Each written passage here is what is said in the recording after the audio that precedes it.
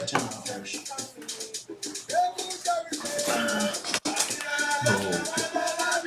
this is cool. Valai. But mommy, what be your loser no more on my? I just calling it just bouncing. No, but mommy, ain't you supposed to be about 7? Yes, sir. Yeah, red to bypass here. All right, brother.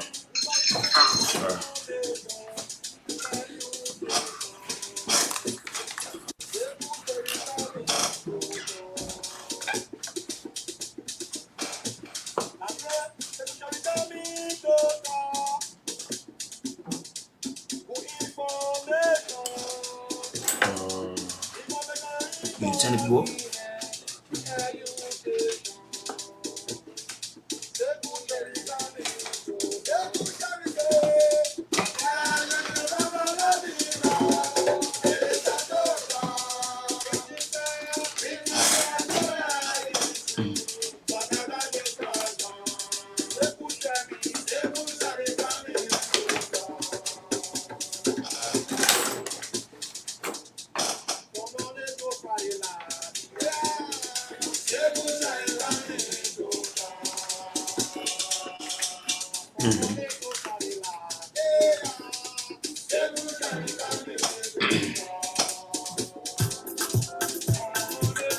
You recording it?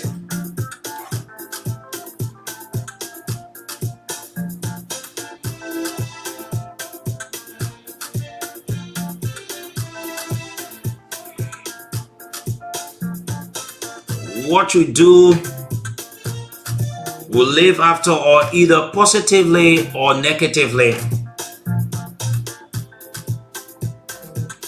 Let's live for a better tomorrow and do what is right. Good evening folks, and welcome. Good evening to the good people of Liberia. What's a great way to say hello and welcome to today's edition of the program Issues of Today on Voice of Liberia 104.1, coming to you from Capital Bypass in Monrovia. It feels good to be back here tonight. And this is what I put us into it. And so as we get close to our radio, let's bear in mind that there's one thing we all need to jealously protect in Liberia. It is nothing as the peace of our country, Liberia. Good evening tonight and welcome. And let me say congratulations to a brother and friend, somebody that we've come a long way. He's been certificated by the National Elections Commission, and so he's going to be contesting in the upcoming October elections in District Number 4, Mangibi County, in person of Mr. Cyrus Adia Kona. Hey. Oh yeah. You know, Cyrus used to be with Voice of Liberia, though. And so now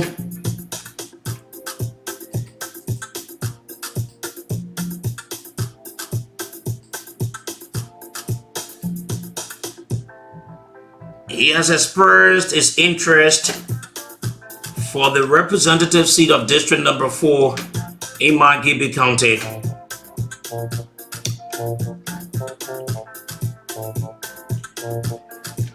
And let me say, what's happening, what is said with the good people of Mangibi County?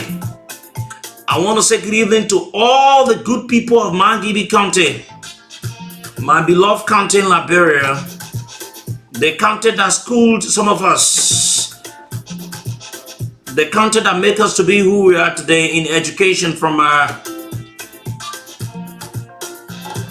high school days.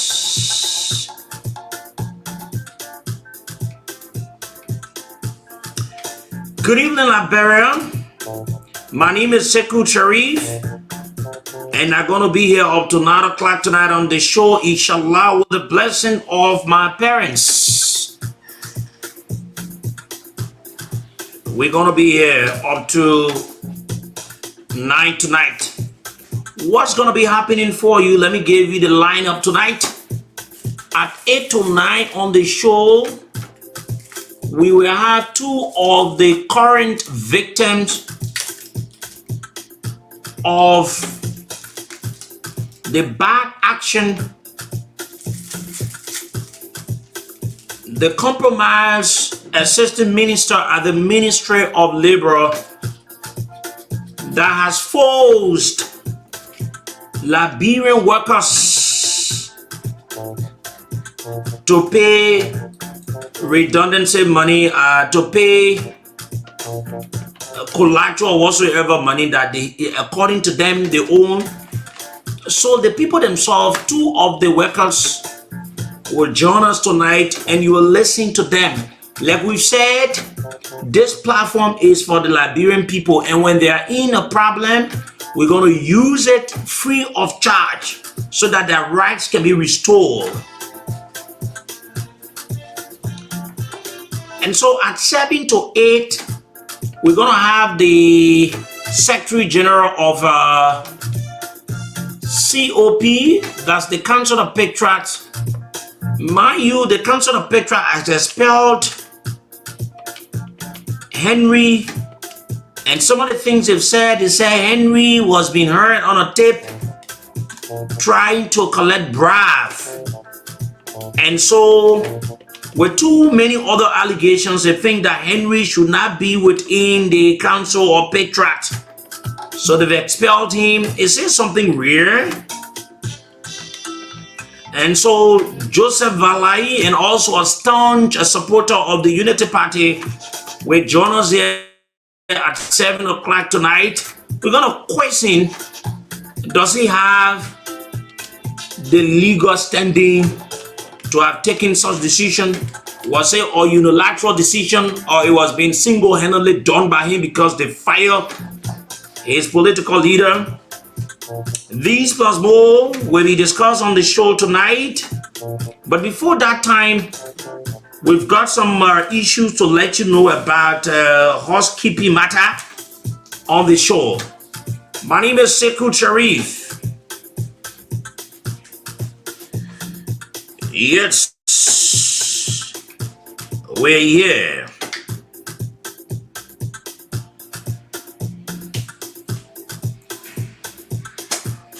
Okay, let me say welcome to the show. Let me say thank you for joining us. For those of you just joining us today, if it is the very first time of joining us on the show, I'd like to say thank you.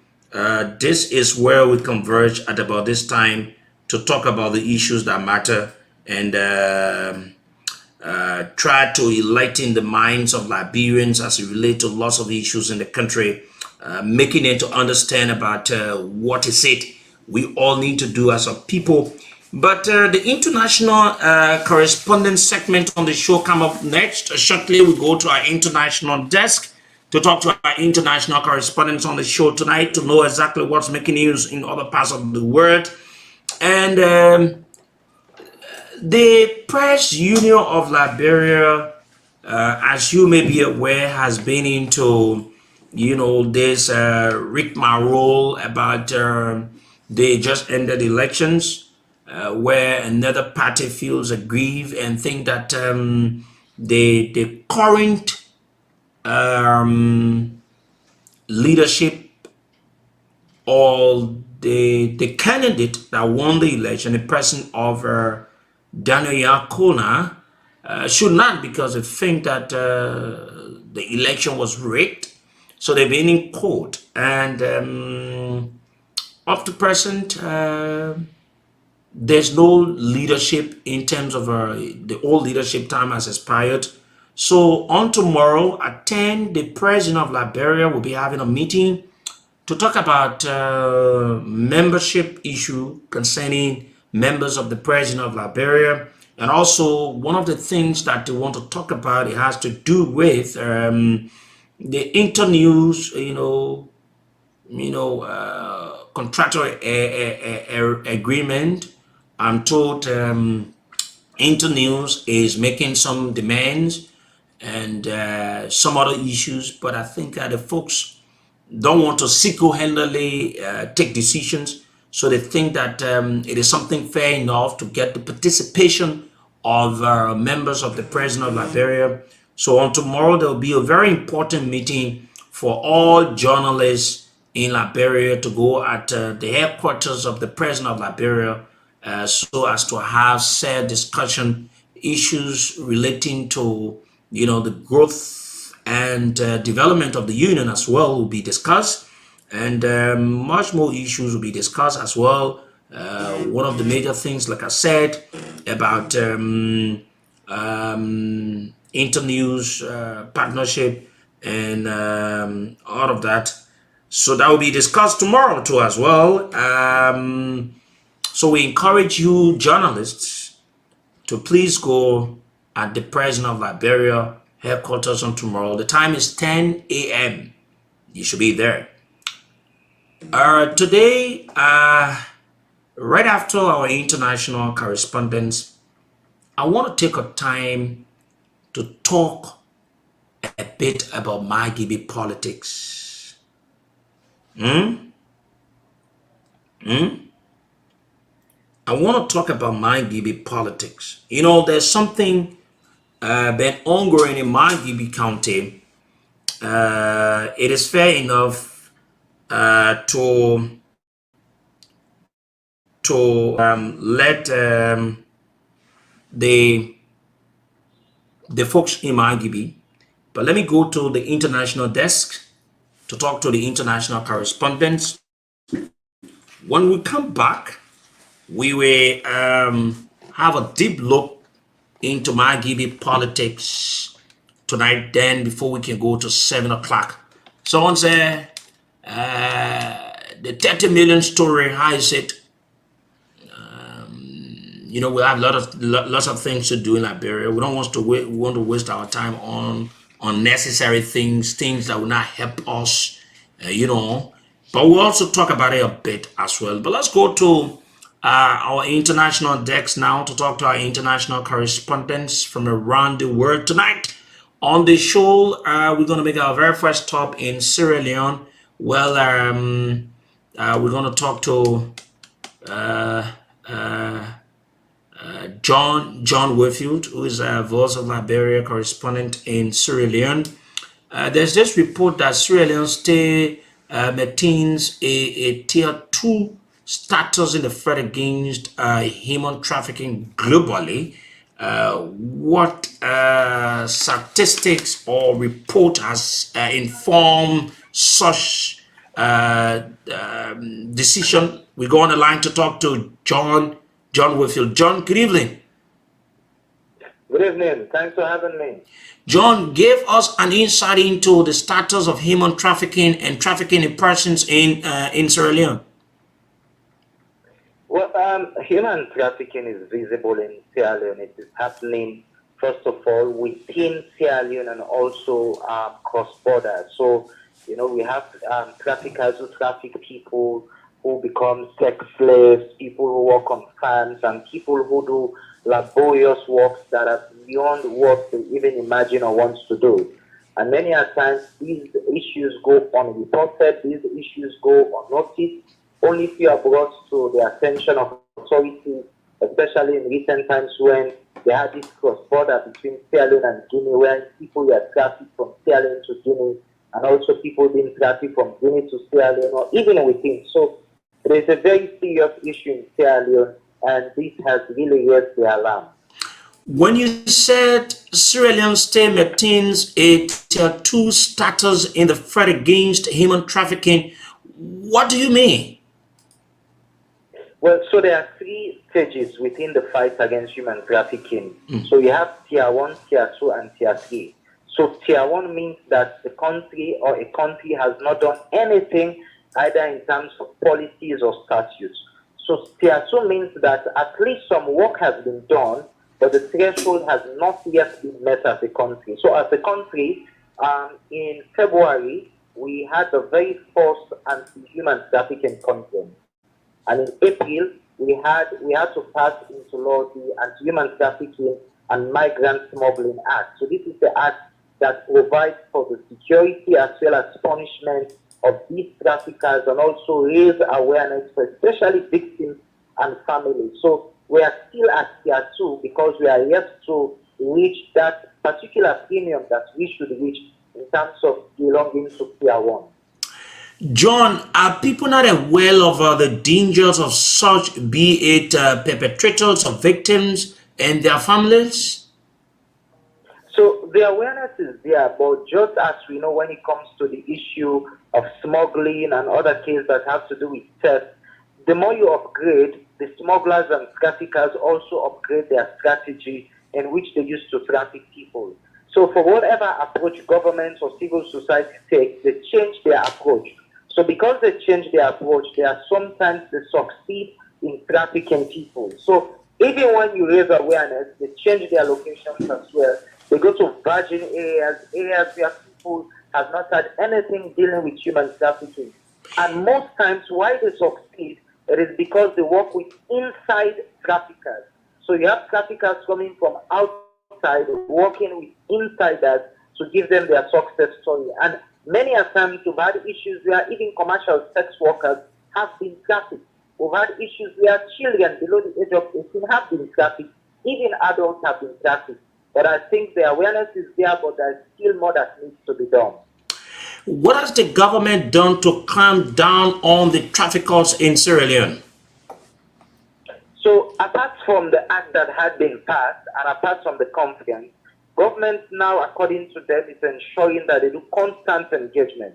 Now, they said that the engagement is not just going to be on the traditional media, but they need to do community-to-community engagement. Also, governments in the past signed MOU with Liberia and also with Guinea and other cross-border countries, because when this trafficking occurs, they don't just occur with it. So when the countries come together to have the memorandum of understanding, they ensure that when these traffickers or perpetrators are held, they are dealt with seriously and legal actions are taken.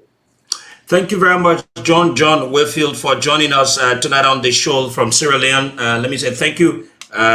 He's our Sierra Leonean correspondent, John Whitfield. We now move on to somewhere else. We go to Nigeria, where the acting controller general of the Nigerian Customs Services has vowed a heavy clampdown on oil thieves, insisting that the nation cannot afford to let saboteurs take over the country or the economy of Nigeria. And then Naomi Kumbinda is our Nigerian correspondent, who's going to fill us in with that development on the show tonight. So we're going to go now to the line and talk to Naomi from Nigeria as to this development coming from there to take us, give us more insight about it. Naomi, good evening. Good evening. Thank you for having me. Naomi, can you bring us to speed with this development where the acting controller general of the Nigerian Customs Service has vowed a heavy clampdown on oil thieves, insisting that the nation cannot afford to let those of the people to take over the economy of the country? Okay, Secretary, so the acting controller general of the Nigerian Customs Service, his name is Adewale Adeni. He spoke today as a Nigerian National Petroleum Company Limited. Said that they had intercepted a suspected Cameroon-bound vessel with a cargo of crude oil on board. Now, the chief corporate also communication officer of the NNPC, Garba Muhammad, also said that the statement of that cargo was released yesterday when the cargo and its crew members were all intercepted. And he also added that the vessel, which was owned by a Nigerian registered company, was heading to Cameroon with when it was apprehended with no documents, no licenses, and nothing to show that it came to Nigeria for any business. Don't forget that President Bola Ahmed Tinubu had announced the end of petrol subsidy during his inaugural address on the 29th of May after the federal government had kept subsidizing the products for several decades, spending trillions of naira in the process. What is responsible for the continued smuggling of petroleum from Nigeria? So, Sekiro, the government has repeatedly complained that petrol from Nigeria has been smuggled to other West African countries due to its low price in Nigeria as a result of this subsidy when compared to the cost in those nations it's been smuggled to. Now, to address these and other fuel subsidy-related concerns, a lot of institutions and professionals had called for the halt, the stopping absolutely of the subsidy regime, which was eventually implemented by President Bola Ahmed Tinubu. But the customs said today that the smuggling has reduced, no doubt, but it has not stopped completely at the Nigerian borders. And that is what is continuing. Every other day, people are being smuggling the product across the borders. What has been done to the vessel with stolen commodity, by the way? Okay, now the NMPC spokesman, Mohammed, said that there were no valid documents for the vessel or the crude oil cargo on board at the time of its arrest. And further investigations into the activities of that vessel also have been going on. And the command said that the vessel has actually been operating in this country at a sealed mode for the past 12 years. They said its last location was seen at the Tinkan Island in Lagos in 2011. That means they've been smuggling these products for over the years that anybody knows. So they have decided to destroy the vessel to serve as a deterrent to those who are in the activity of smuggling products to be seized or seize their licenses completely. Thank you very much, Naomi Kumbenda, for that report from Nigeria on the show tonight. I want to say thank you very much. Put out or $2 before the show. I want to say thank you very much to Naomi Kumbenda. We're going to go now to Ghana to talk to our Ghanaian correspondent who's going to tell us about this report coming from Ghana that a new survey by Global Info Analysis has revealed that 63% of voters believe Ghana is headed in the wrong direction under President Nana Addo Dankwa Akufo-Addo, compared to 26% who believe it is headed in the right direction. So more of this, we're going to go and talk to our Ghanaian correspondent Jonas Biarubi.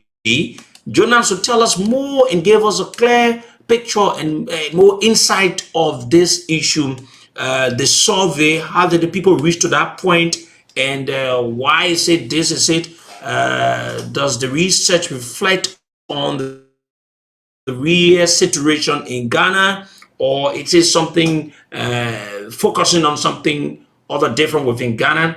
Jonas Biarubi is Voice of Liberia correspondent in Ghana, so we're going to join him now to talk to him so he can fill us in. Jonas, good evening and thank you tonight for joining us on the show. Good evening, Seku. It's good to have you. How is Ghana tonight? Yes, Ghana is fine as usual. Okay, a new survey, Jonah, by Global Info Analysis has revealed that 63% of voters believe Ghana is headed in the wrong direction under President Nana Addo Dankwa Akufo-Addo, compared to 26% who believe it is headed in the right direction. Does the research, Jonah, reflect on the real situation in Ghana?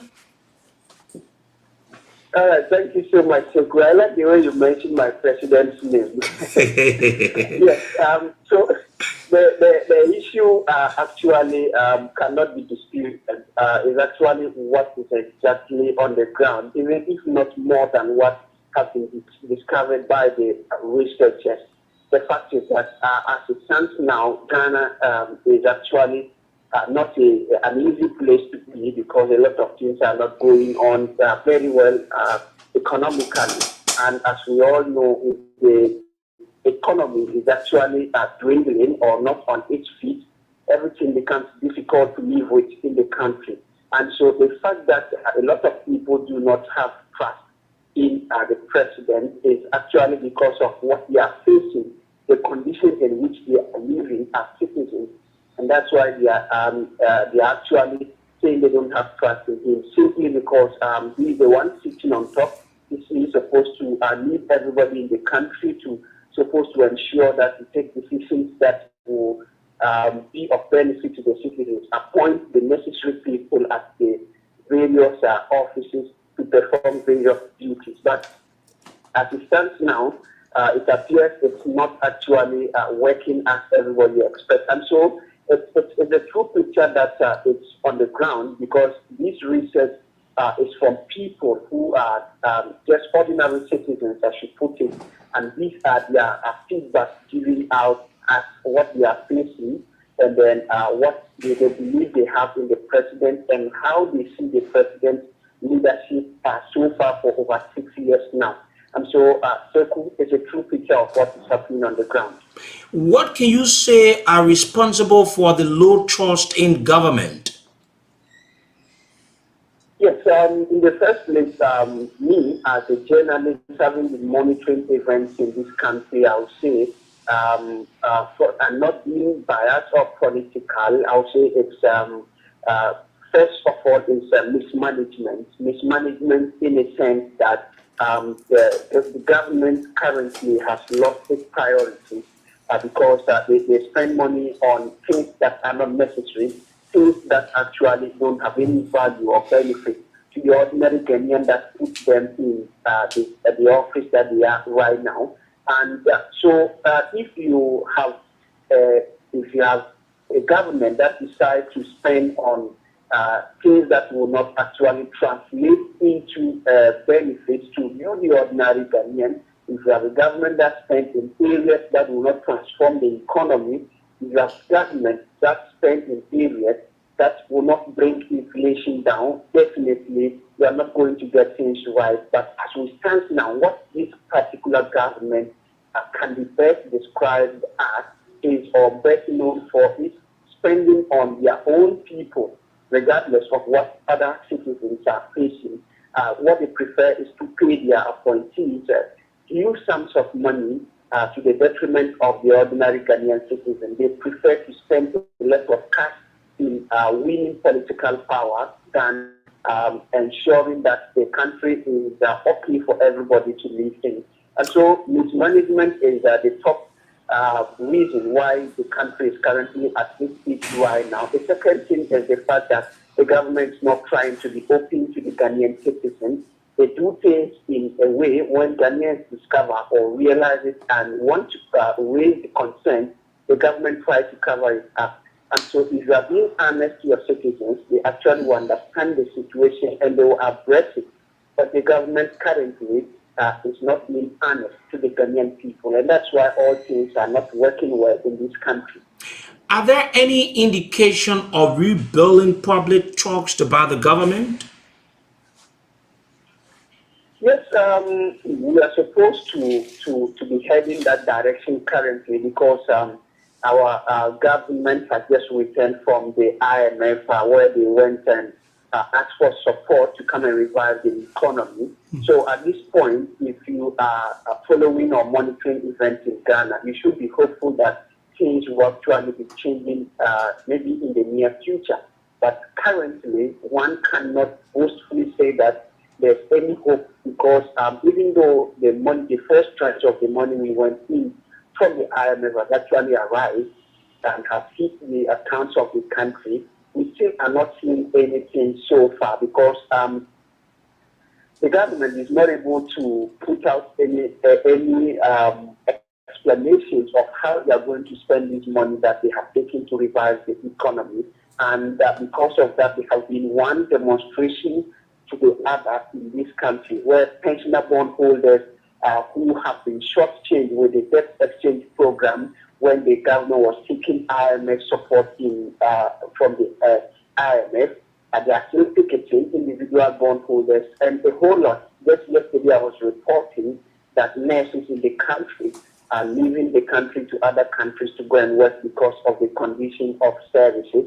And so till now, we still don't see the direction that the government wants to take the whole economy to. But so, as humans, we are just being hopeful. But for now, we cannot say they have taken any specific program or direction that is geared towards transforming the economy. But we can only hope for the best. Thank you very much, Jonas Biarube, for joining us on the show tonight from that area. Let me say thank you very, very much for joining us, telling us about that development from Ghana. That is how we conclude on the aspect of our international correspondence.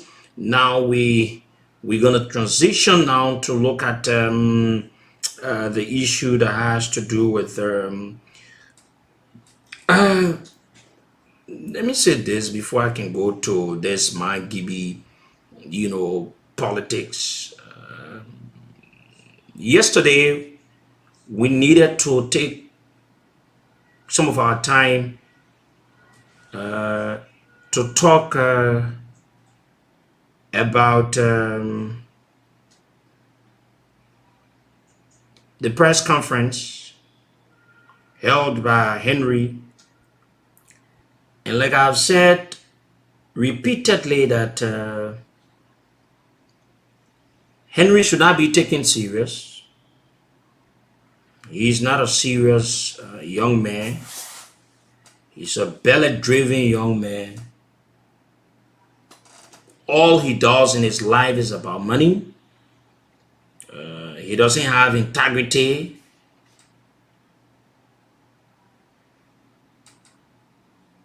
And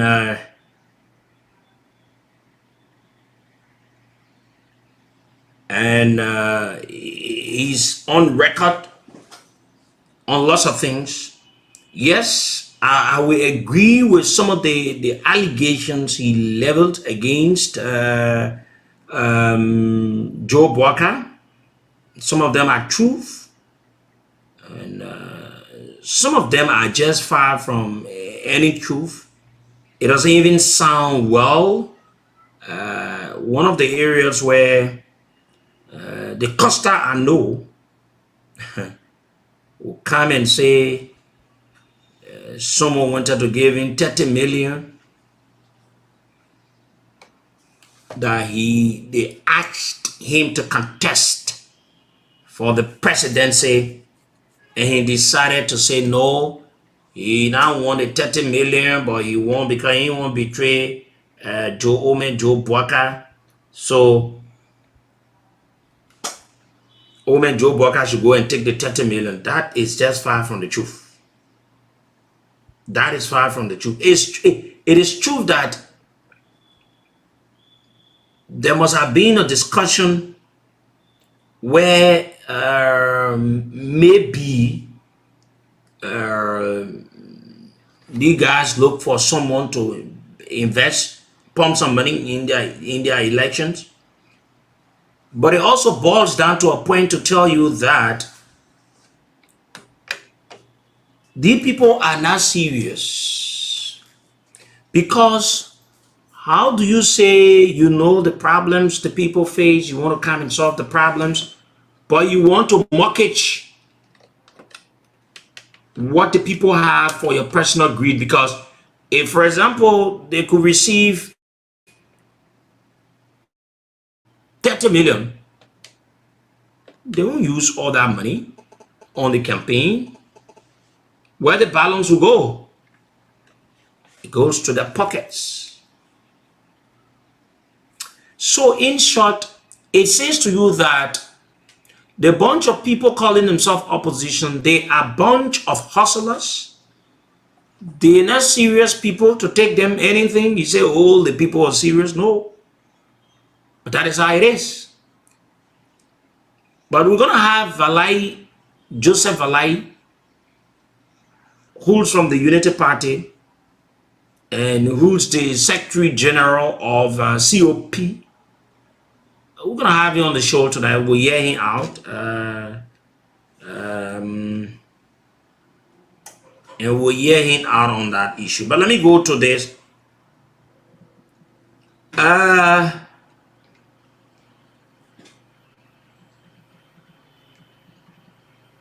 I'm trying to get something here.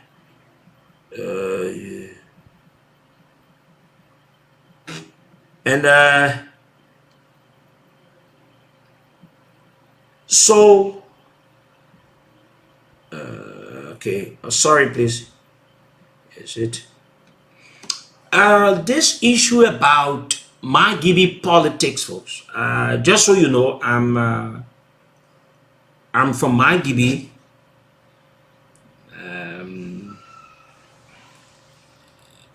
I understand the politics in my Gibi. I understand how the politics works in my Gibi and how people go ahead and do things in my Gibi. I've come to say this. There's this belief of Senator Emmanuel Nukwe that my Gibi County belongs to him, Emmanuel Nukwe. So to the extent when you want to be representative or any positions within my Gibi you want to vie for, to go and say maybe you want to serve, it should be at the acquiescence and approval of Emmanuel Nukwe. That's his belief. And so he makes it to look like he makes the decision within my Gibi County. He feels all the folks within the county to carry out all kinds of attacks against prominent people within the county. He did the same fight with the current district number 4 representative in person of Honorable Ben Fofana, where he said lots of things about Honorable Ben Fofana, that he won't be there to allow Honorable Fofana to win the elections. Spoke as if to say he has the final decision of the Liberian people within my Gibi County. At the end of the day, he was being disgraced because it shows that the people don't listen to him, even though he's one of the leaders within the county, but he doesn't make decisions for the people of the county as to who to vote, who to lead them. Nukwe is noted for this so power greed issue within the county, to the extent he wants it to be only Nukwe, Emmanuel Nukwe.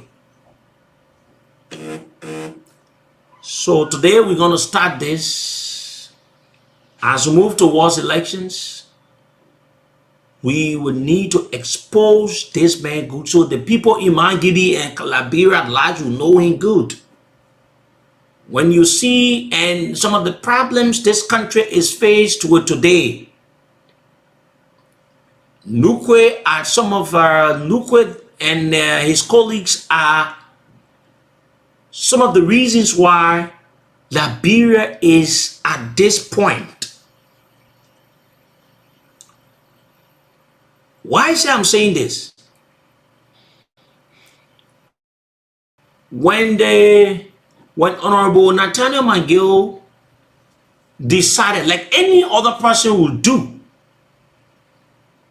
contest for the senatorial seat in Mangibi County, Honorable McGill is a Mangibian. And Nukwe started to make it to look as if to say, Mangibi, that his family, Pepe Boot, where once it is not Nukwe, it should not be anyone. And I'll tell you tonight why I say you see Nuko will be afraid of people like Honorable Natana Mangio. I will tell you. So Nuko has been using all kinds of attacks against the person of Honorable Natana Mangio.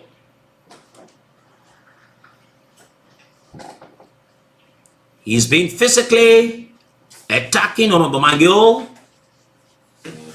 He's been yes. Sorry, yes, sure, yeah. And so, except the camera also. And so, you have Nukwe making it to look that way, using people to attack Honorable Mangio with this whole thing. They will say, oh, the man that sanctioned man. But there's something that we all are mistaken in this country. We see America as a god. That when America say this, it means that it is the final. You think America can make mistake? They can make mistake. You think America has been able to fight corruption in your own country? There are more corrupt officials within the American government. You think the American people they are not corrupt? They are so corrupt, even worse than we do. But because Liberia is a tiny country that we depend on other countries for assistance, you have the people to do these kinds of things to us. They came up, they made all kinds of unfounded allegations against the president of Honorable Natana Mangio. Has he been in court where the court will hold him responsible? Why can't the people allow this man to appear in court? Why can't they provide the pieces of evidence that they've gathered against Honorable Natana Mangio? So now it is what Nukwe is using. Look at the thing you're using. Nukwe, do you know that you are even worse than Honorable Natana Mangio? You serve as Speaker of this country. Do you know how much you stole from the Liberian people? You also serve as Ways, Means, and Finance Chair. Do you know how many millions of dollars that you steal from the Liberian people? Or because you've not been put on sanction list, but you've been denied visa. So when America deny you visa, you've not been on sanction list. But you know what it says to you? It says to you that there's something not right about you. And this is what has happened to you. You've been denied visa. So I want to speak to the people of Mangibi. You don't need to take somebody that Nukwe serious. Because he has not done anything for Mangibi County to think as if to say he has the final saying for the people of Mangibi County to be using all the people against Mangio. So let me tell you the reason why Nukwe will be afraid for Honorable Mangio to win elections in Mangibi. Honorable Mangio has the lobbyistic skills that he does. He the Nukwe. So he feels that when Honorable Mangio is a senator within Mangibi County, it will overshadow him because he cannot do what Honorable Mangio can do in the interest of the people. So that's the reason why he's fighting, he's doing everything. But there's this surprise. No matter what you do, no matter how you do it, the people of Mangibi County, they are resolved. They are resolved to elect Honorable Mangio as the next senator of Mangibi County. Nuko, you are even worse than people that are like Honorable Mangio. To have come be using people, the only thing they will say, oh, the men are sanctioned men, the men are supposed to register, the men are where in the Constitution that says that America, because they sanction you, it means that you should not contest your constitutional right. So now the people of Mangibi themselves, they've gotten to know that Nukwe is not doing something better for them because Nukwe has been there. They've given him the representative position. They've given him the Senate position. What has he done? The only thing he does is to what? Yeah. Separate the people of the county. Threaten the people. You think that the people not know about the too much medicine business you can be doing? The people know. The people of Mangibi County know. Like someone said to me, they said the man went to India. And the people there can go in India, they do all kinds of baba medicine business. But at the appropriate time, we need to expose Emmanuel Nukwe. We will expose Emmanuel Nukwe because the people of Mangibi need to know more about this man, that he's not in the interest of them though. He's in his own interest. He's there fighting, and we'll bring up issues, the real issues. We're not going to be personal. We'll bring the real issues out so the Liberian people can know. You know, they should not make Mangibi to look like other countries where one person will think say they can decide for the entire, the majority of the people. No, it won't be in the case of Mangibi. Some of us, we are from Mangibi. We are Mangibians.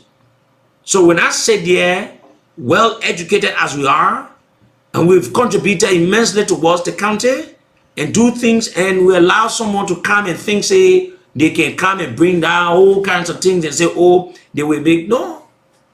The people of Mangibi County, they deserve better.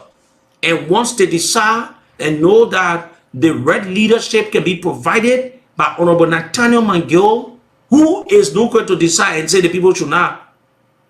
So he's paying people, making all kinds of songs. You know that you're even more criminal than Honorable Mangill. You are more criminal than Honorable Mangill. So you see what you did to your place? And yeah, even though you see how you dumb old man Joe Boyka, the man took you advanced in the barrel. You're supporting the man now. You leave from there. You are high class BM. No way. Yeah. Okay, so our guest is already here.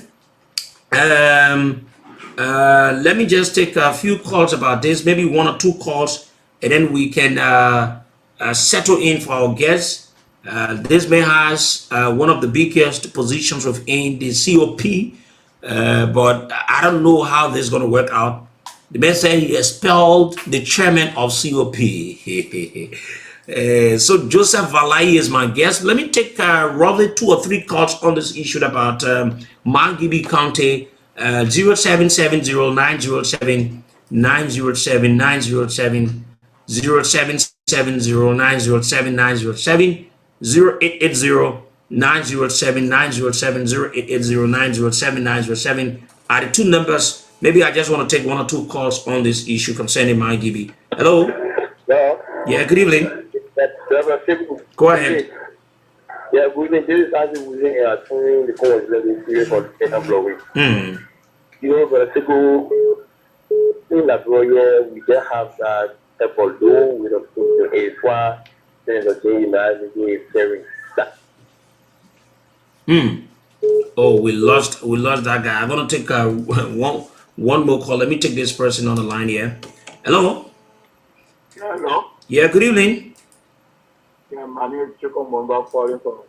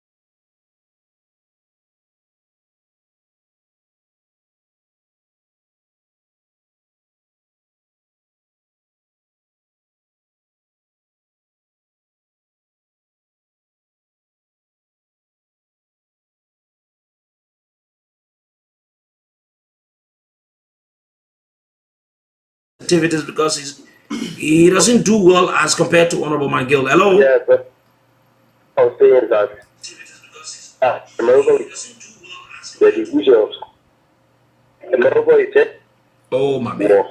So, Sorry, we can't continue with you. Too bad of we can't continue. So let's hold the calls now on this issue. We just thought to just bring a lay gist of it. We'll take more time on it, and we'll continue to enlighten the minds of the people in Margibi County. Like we said, our guest at about this time is Mr. Joseph Valai. He's the Secretary General of the Council of Pictra and also a staunch supporter of the candidature of Ambassador Joseph Nyuma Boaka. He's my guest tonight on the show here, and we want to talk about lots of issues on the program tonight. Let me say, Joseph, good evening, and thank you for joining us on this show. Good evening, Sekou, and good evening to many listeners out there. It's truly a great honor and pleasure to be here with you. I'm delighted to be here. Thank you. Okay. And let me congratulate you for the new studio you've done, extraordinary work here. And I must admit, I'm proud of what you've done here. Okay. It shows that young people can make the change. Oh, yes. Okay. Especially given the chance. How you been faring? It's been a while. I'm fine. We, opposition politics. Yeah. We busy with elections, Okay. but I'm fine. Okay. Health, family, fine. Okay. Okay, that's good. You find everything. Let's talk about your unity party first, and then we'll move on to the council of Pictras. Do you have a position within the unity party? Not a party position. What I have is a campaign position on the national communication team. Okay. Which one of the positions you serve then?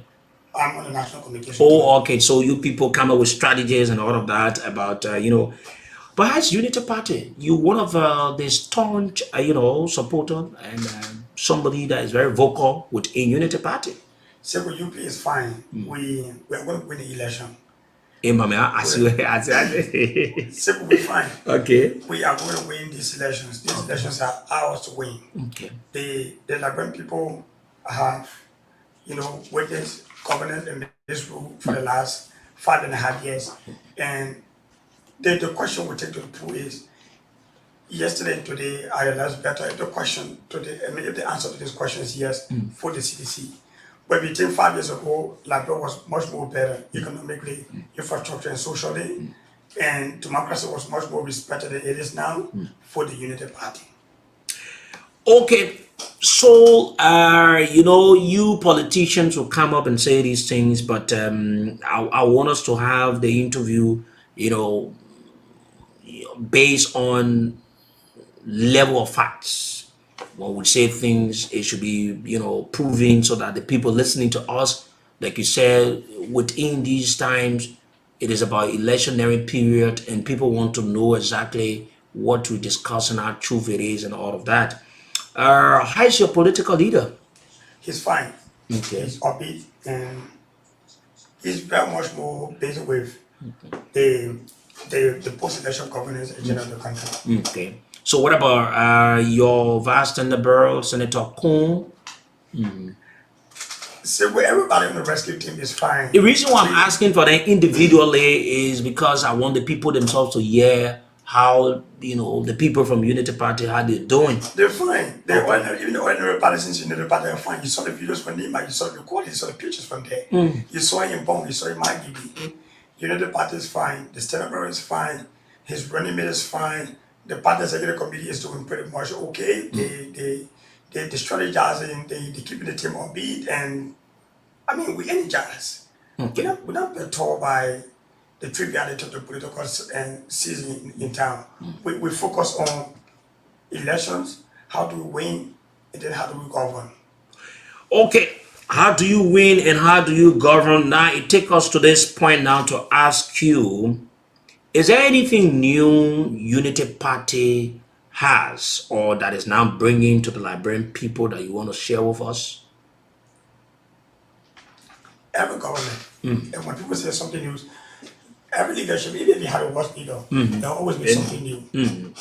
Every time you have leadership, the leadership has something to bring to governance. Okay.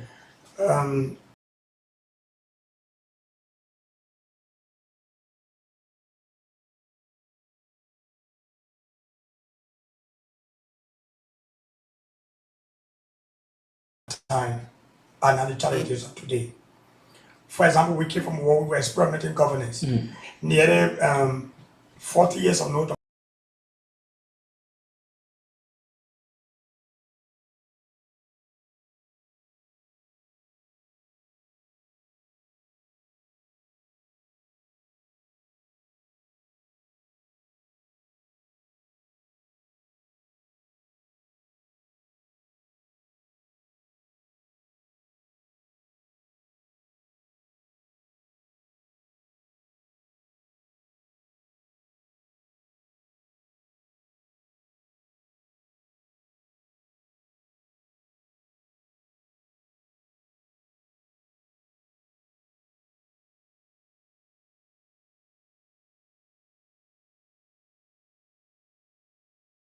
2006 after inauguration, we decided to experiment governance as a country. When you experiment governance, during experimentation period, what do you have? You have both positive and negative result that you form a new roadmap. And that's what we did. So if a new government says you pick a new to the obvious, even job we have new to the offer Liberia. When job we are again to power COVID and disease, for example. The role and responsibility of every leader is to confront the challenges of that time. And how to do that becomes the melting point of the defining moment of the leadership. So are you saying, in short, it is just a similar thing that we all would talk about in Liberia is what Ambassador Barker wants to bring to the people? Because the reason why I ask as to what new that he's bringing that maybe this government has not done that he wants to do. Regarding what this government has not done, simple, every political and democratic institutions, government, right, are elected to resolve social conflict. If that government fails, that government becomes a dangerously structured dime that is blocking the flow of social progress. Are we socially progressing as a society than we were 5 years ago? If the answer to that question remains yes, then go and vote CDC. But if the answer to that question is no, it should form a new decision. This is not about go and vote CDC or not vote CDC, but it is just fair enough so the Liberian people can know what is it Unity Party has to offer. Let me ask in this direction.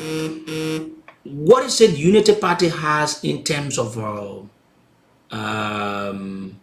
offers on her plate to say, okay, we want to talk about education, we do this. What is it Unity Party has? The UP, you journalists, the UP has a very clear-cut solution to Liberia governance quagmire. You mean solution? We have ultimate, all-child solutions. When I say all-child, I mean plantation solutions. Look, go back and rearrest the Broker Manifesto.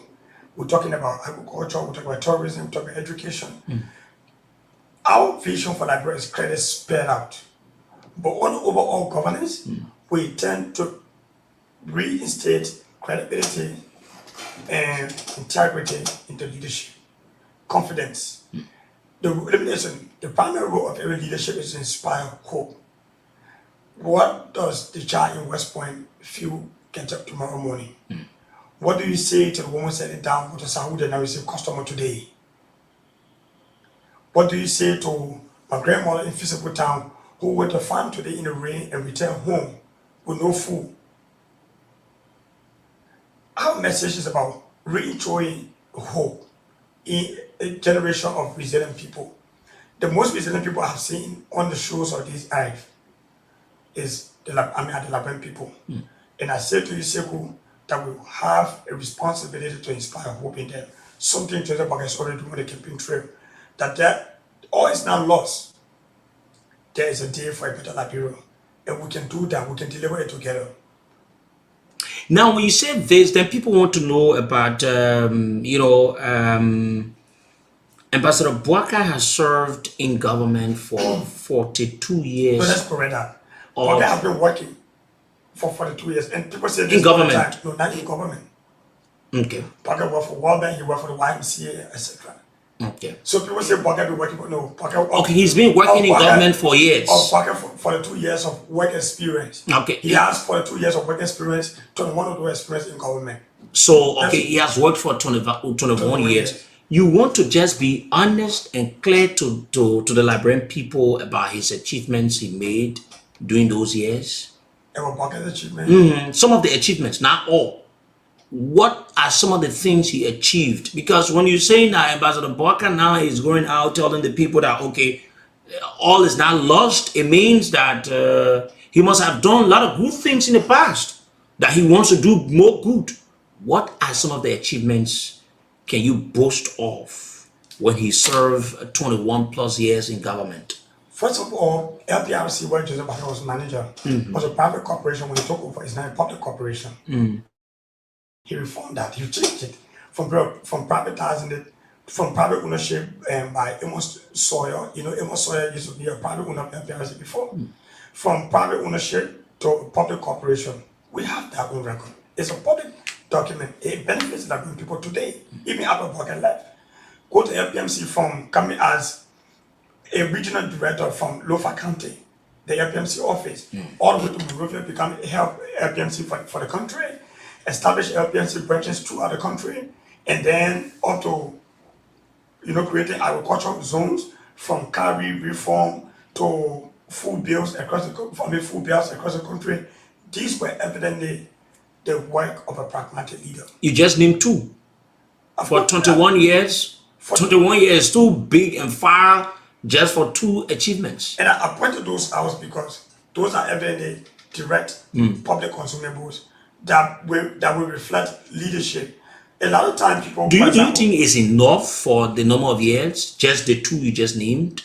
If they are... No, I didn't say these are just all the bucket did, to my knowledge. You want to name maybe 10 of his achievements? These are to my knowledge. Do you know? So it means you don't know about the other ones. I mean, you may not be... okay. So, but these are for public records. That today you go to name and you see LPMC office there. Right? But yes, still people think that he did not do well because of the way he mismanaged or did what he did. You decentralized an agro institution. Like you said, that is not well. You took this from a centralized position to decentralization. And those who led that generation saw the effectiveness of LPMC in Liberia. Okay, then somebody. You can't simple. There's one thing you're not going to do. You're not going to stop people from saying that, look, Baka did not do anything for Liberia. Okay. When people say these things, do you think it's a fair saying to him? First of all, when they say these things, do you think it's a fair saying to him? It could be fair or unfair depending on who's speaking. Okay. My judgment on situations like that. Okay. Yeah. They, yes, because maybe someone could even be more worse than he does, that they want to, yes, go ahead. So it depends who's speaking. Okay. Okay. And I was like, so why if I'm speaking and saying that Ambassador Baka has not done well for Liberia, looking at looking at positions he has served, and I think that he didn't do much for Liberia. Do you take that in a very fair and honest, acceptance? No, the first thing, because at that point, you as a journalist, it's always about who's speaking. Okay. You as a journalist, for example, is really showing the core of Baka critics. Okay. Okay, you realigning what Baka critics have said as a journalist. Then at that point, it becomes a free speech issue. So it's not about whether you're saying the right thing or the wrong thing. You simply amplify what Baka or critics have said, which is your primary responsibility as a journalist, to hold the powerful accountable and give voice to those who do not have voice. And for me, it would be an excellent statement if you say that. Can you say to us, were there achievements made by Joe Baka under the UP government for 12 years? A whole lot. A whole lot. But you didn't talk about it. Because collectively, we are going to campaign on the achievement of the Unity Party. And I say this all the time. This 2023 election, the UP is quite a campaign on our 2 years stewardship.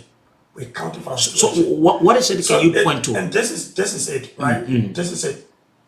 The CDC will go to the election when I say change. The CDC cannot argue change. They've lost that right. We have the power to say change them. CDC can say change what? Okay? So we go to election to account on our stewardship, to account for our stewardship, while the CDC accounts for our stewardship. How do you people can choose how do you account for your stewardship where your political leaders say it was a racing car, he did not participate in the decision making, and if I admitted that there were opportunities that were squandered? Okay, it's a misquotation firstly to say he said he was a racing car, and he said the vice president is like a racing car. He said that to give you a chronological and sequential picture of what a vice presidency is. You have so much potential, so much ability, but with limited opportunities as a human being, right? Does I anyway categorically, characterize the overall performance of the administration? No. He spoke in the context of a given office. As a vice president, you could have all the skills, you could have all the time, you could have all the talents and the nuances, but there are limitations to what you can do. Vice President Taylor, for example, in 2018, 2019, was in the media for complaining for not being fully and supported by the administration. Parker avoided that. And because she refused to listen to the functions of this office led to that problem. One of the functions of the vice president is to preside over the Liberian Senate. And records are clear that he presided over the Liberian Senate at the time he served as vice president. 66 different concession agreements were signed, and they all were not in the interest of Liberia. So, are you saying that citizens' concession agreement was signed under the United Party administration as a journalist or as a newsmonger? What are you saying? Are you saying this? I'm asking you. No, are you saying this? You should be telling. I'm asking you. You said the records are clear. Which record? I'm asking you. So you asked this question. Concessions agreements were signed under his leadership. Didn't they sign concessions agreement? Are you asking this question as a journalist or Joseph? Didn't they sign concessions agreement under his leadership as vice president? No, simple. Let's sequentially discuss this matter. First, you were specific. You see me? I'm an economic guy. I like numbers. If you put numbers in something, you get my attention. You were defined. Your English were defined. When you said the UP signed 66 concession agreement on record, you said on this show. My first point of contention before responding to this question becomes a concern of legitimacy. How many concessions agreement were signed under the Unity Party administration, particularly when the vice president served as head of? So we then verify that your statement first. So I'm asking you, how can you say my statement was erroneous? No, because you said it is not. Okay. So I'm asking you now, Valet. No, then you have responsibility to me. How many concessions were signed under the UP government, particularly when Ambassador Boaka served as vice president and the head of the Liberian Senate? So that takes us back to your 66 concession claim. Where do we stand with that? Oh, so you want to ask? The first thing you made reference to a record, and that becomes a problem. So I'm asking you. Okay, so if you made reference, for example, right, a clear reference to number and to a public record, you say on the record there are documents to prove and records to show that there was a concession agreement. That's a defined conversation. It becomes more than. Are you rejecting the 66 concessions agreement being signed? I'm refuting the credibility firstly of the record that exists. Where does this record exist? I want to see it. Then that becomes more a troubling thing. Which record? Because you said record. Where can we point at this record? That's 66 concession agreement up to today. So I'm asking you now. I'm asking you, Valai. Up to this day that we say here, you and I, do we have since, including just we are government in the past UP administration? Valai. Can you point the 66 concession companies in Liberia? Valai, how many concessions now, if you want to be exact as you said, right? How many concessions were signed under Ambassador Boaka leadership? 9 concession agreement, including the ADA. 9 concessions agreement. Was he not the head of the Liberian Senate? First thing, they helped the Liberian Senate to do what? Simple. As the head of the Liberian Senate, president of the Liberian Senate, presiding president of the Liberian Senate. Oh, you speak of his role as president officer of the Liberian Senate, but then this specific role also. But that's one of his functions as vice president. When he served as vice president. Presiding officer of the Liberian Senate without a right to vote except in the case of tower votes. First of all, on this now concession, Who allows things to get on the floor for discussion or approval? the presiding officer. Okay, so it means that he allowed them to happen. Okay. Isn't it all right? Isn't so? No, I want you to don't say the people listening to you going to read it. There you go. It means that the 9. Let me take it for the discussion. No, not for the discussion. You don't Listen. You said no. Listen now. Wait. Hello. So don't, hello. Let's Valai. Let's make it like this. 9 concessions according to you. 9, right? So the 9 concessions were being signed, and like I ask you, who did approve them to have it on the floor, either for approval, rejection, or whatsoever? You said it is the role of Ambassador Barker at the time, right? So those 9 concessions agreements that were signed, were they all signed rightly in the interest of the country, and they were doing things that they needed to do? Okay. First is all presiding officers of the president, including Joe Howard Taylor, the current vice president, have the right to preside over the plenary of the Senate at the right to vote, except in the case of tower vote. First thing, whether the concessions are good or bad, you as a journalist have to prove to the audience that a concession came and had a tower vote and Barker broke that tie and the concession is bad for Liberia. You have a responsibility to do that. No, you don't. You don't say what no, I would need to do. I didn't say you specifically. I say any of the critics who think that way, except if you think that way. You should be able to tell us it's not about critics. For example, so right. Like I ask you. If you say, if a Barker critic says, for example, that okay, a concession given to Liberia a pass and it's bad for the Liberian people, and to the Barker sign a concession, first thing the law says, before Barker vote in the Senate, there must be a case of tower vote. Have we had a record of any concession agreement that we're having a tower vote? Do we have any record of that? Do you as a journalist, do you as a critic or a radio listener have you are yet to answer the question I asked you. That's one. There's no such record that exists anywhere in the world, here on Earth, on Mars, on Jupiter, or on Uranus. Such record does not exist. There have been no record of Barker voting for any concession in Liberia. That's one. 2, regarding communications getting on the floor. Say what the Liberian Senate has 10 rules on communications. So when people say, oh, Barker will begin and put on the floor, no, that's not how communication works. And you as a journalist have a responsibility to educate your listener. Part of radio work is to educate, entertain as well. And not just informing. No, you don't need to say that to us, we know. So as you educate people, educate your listeners, and how to do part of your duty that, okay, when a communication comes to, from a given senator and consistently gets denied by the presiding officer, there can be a motion for removal. So not just because you're the vice president, you can preside over the Senate, when people bring communication, you can reject it. The only thing I can tell you, the vice president does not introduce communications on the floor. So do you want to agree that when the concessions that you just mentioned, when they have problem, Ambassador Barker also play a part? When they have problem? So you gotta say not just a play part, you gotta say specifically which part. No, you don't tell me how to ask you a question. No. I'm saying to you, when the 9 concessions that you say were signed, because I'm going to quote what you're saying because I want to ask you. So what you say, wait. It's a fact. Wait.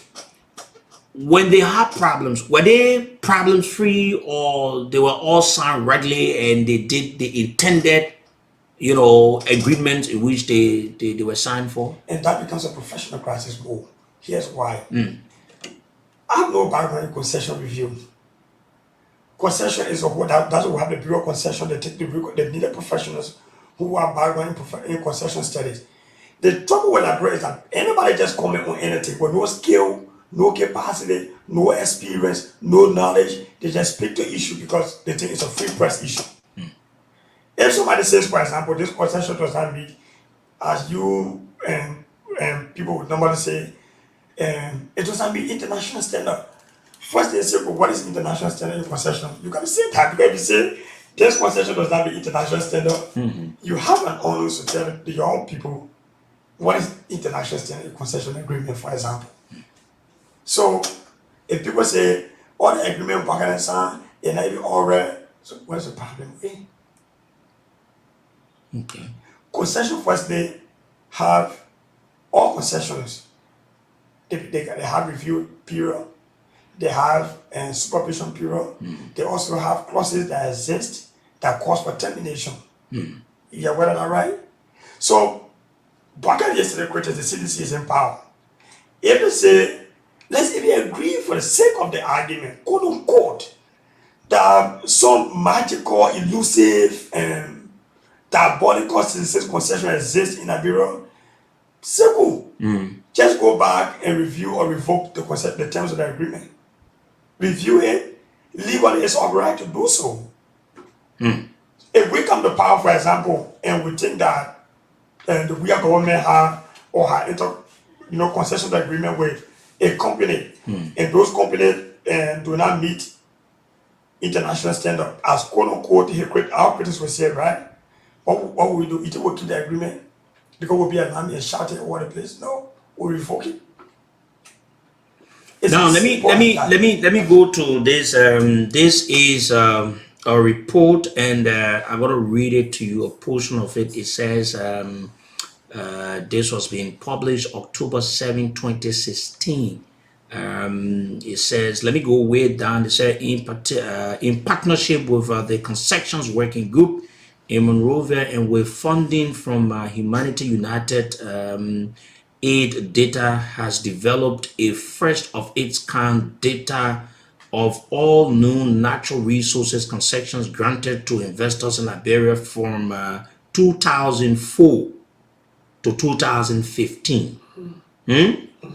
We systematically categorized 557 concessions on 43 different dimensions, including the names and nationalities of the investors, the nature of the rights granted to these investors, exploring to whatsoever, blah, blah, blah, blah, and the presence or absence of contractual commitments to undertake corporate social responsibility activities. This geo-coded data release represents all concession lessons secured as of June 15, 2016 from the Liberian Extractive Industries Transparency Initiative, the Mining Administration System, and the Liberia National Concessions Portal, along with additional information. So it says to you even more than the 9.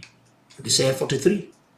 No, they said 501. 557 out of it, 43 that were being lessened. So it says to you that the number you call is false. Okay. Seko, the concession review and group that was here, right? It was like any other civil society had COP or pro-democracy movement. COP. You want to disagree with that report? But we did that ever since. So you think that... We're doing the lie. That's how we say to anybody, the lie. So what's the statistic do you have to say it is only 9 concessions that were signed? Because the Bureau of Concession at the time, on a wisdom, prove to the public that they who get less concession here. No, but they get a report. That the thing here they telling you say. Simple. We refuted that a lie. Should we? Simple. Can you give us a report now to show that it is only 9 concessions that were signed? Because I've read to you. Report now. No. How can we get it? No, because you asked me and I've been able to prove to you. No, because this is an abrupt conversation. No, but if you say your own, you asked me to do it and then I did it abruptly too. Okay. Simple. You want to give me a link where maybe I'll go there and show that it is only 9 concessions that were signed? Simple. As of 2016, the time the concession movement was making all these claims. First of all, it was elusive. Up to this day, when you sit as a journalist, can you already name 20 concession companies? No, it is not what we're discussing here. No, it's what we're discussing. We're talking about you where you how a company exists that you can point to. Your issue you had. No, not my issue. That I'm telling you, 66 concessions were not signed. There's no. You think that only 9 out of the 66 that people talked about. So let's go back. Let's sequence this. Don't you have Beer Mountain as a concession company in Liberia? Don't you have a settlement time? Don't you have? Didn't you have become renewable at the time? Don't you have the palm company in Bomi? You have it there, right? You got another mining company like in Kinjo area there, right? If If you are visibly looking at the companies, you know they exist. Say, okay, you name 20 concession companies in Liberia. So what is wrong with that? So it means all of these concessions that were signed, they were not signed rightly. So they were not signed rightly. And you say, you hear what people tell you? That they didn't mean tenors. So that means they exist, but not mean tenors. Like So then why were they signed? Why were they signed? They do not exist when they signed. So it's a lie. That's what I keep saying to you. If I say, for example, Voice of Liberia does not mean radio standard, right? First thing I must establish that Voice of Liberia exists. The problem is facing is what? It does not mean radio standard. That's the first thing. There's no part of Liberia you got 66 concession, 44, 32.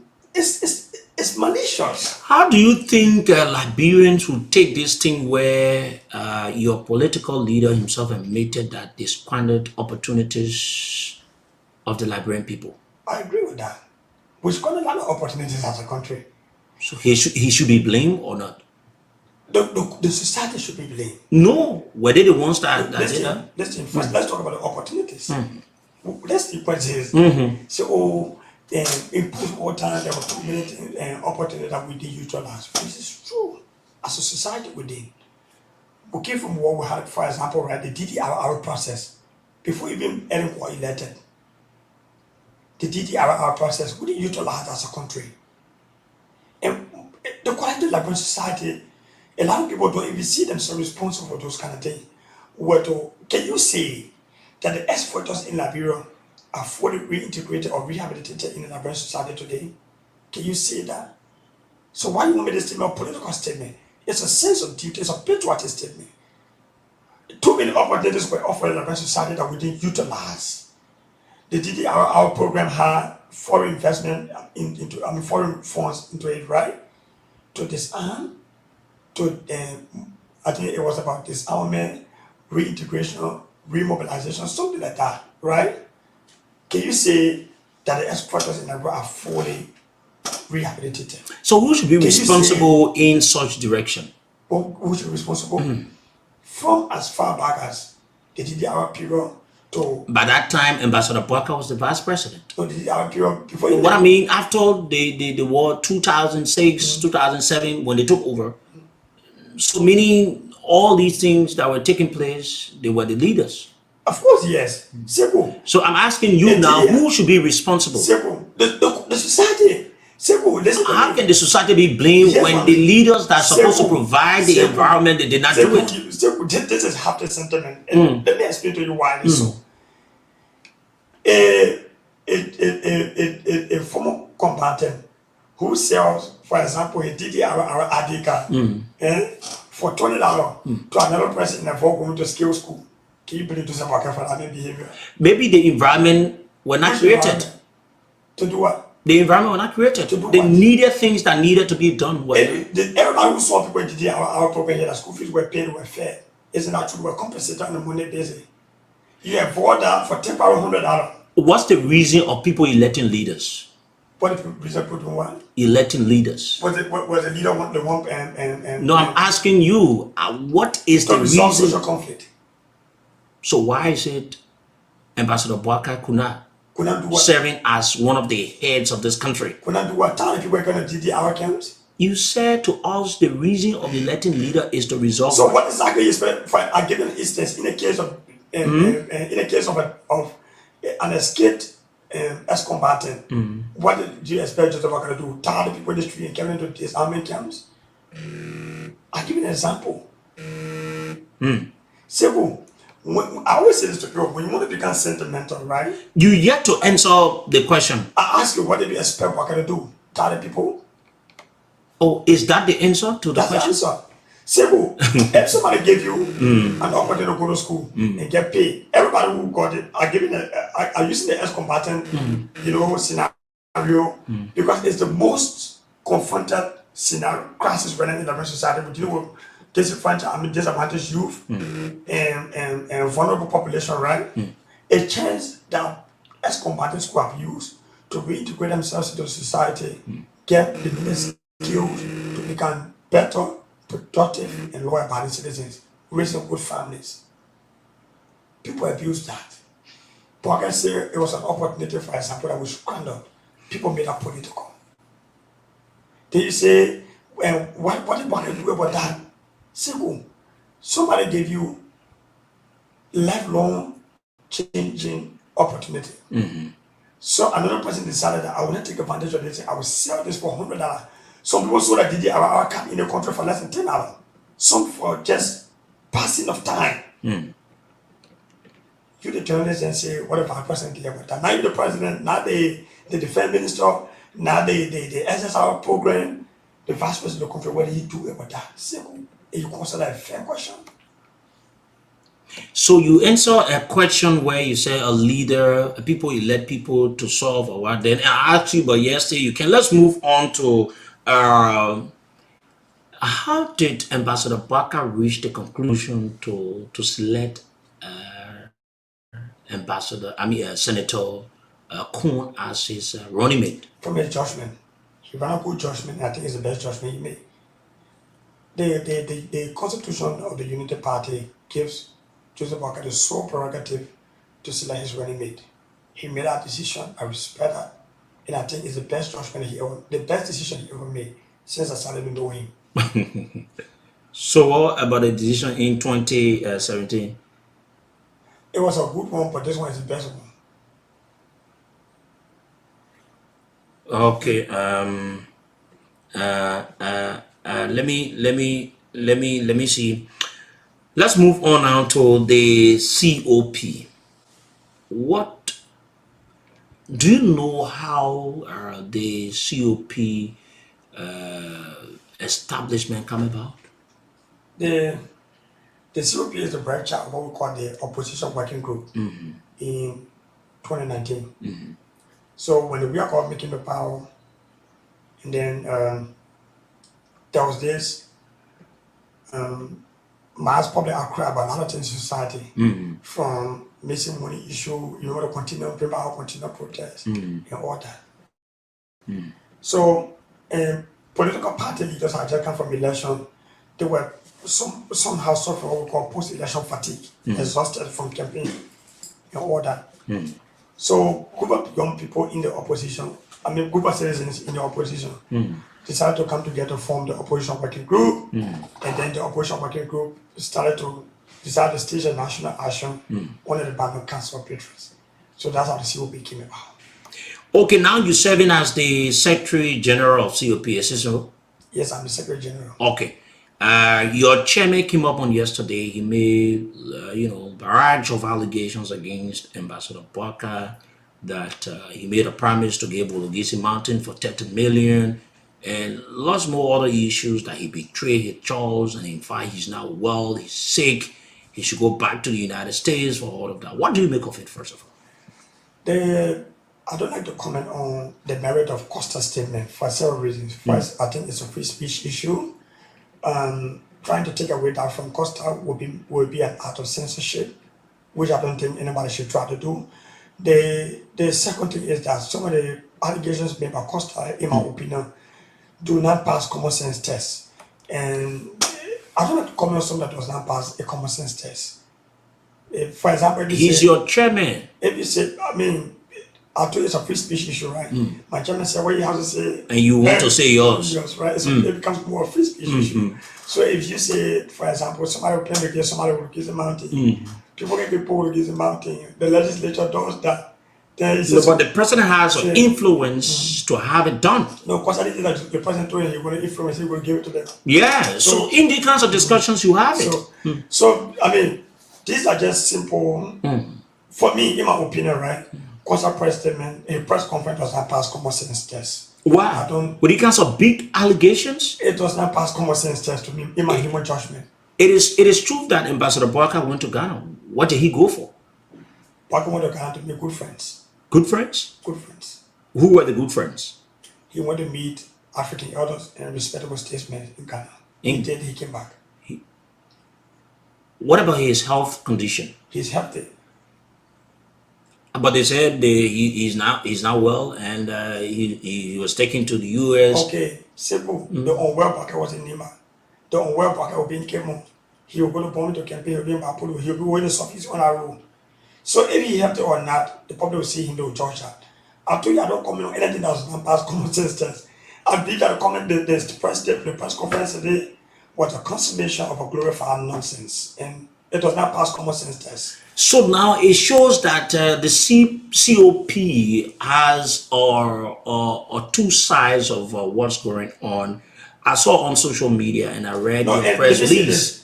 My response to this issue regarding the press conference is me, Joseph, and I. As somebody who viewed the press conference of Mr. Henry Costa yesterday as a consummation of a glorified nonsense.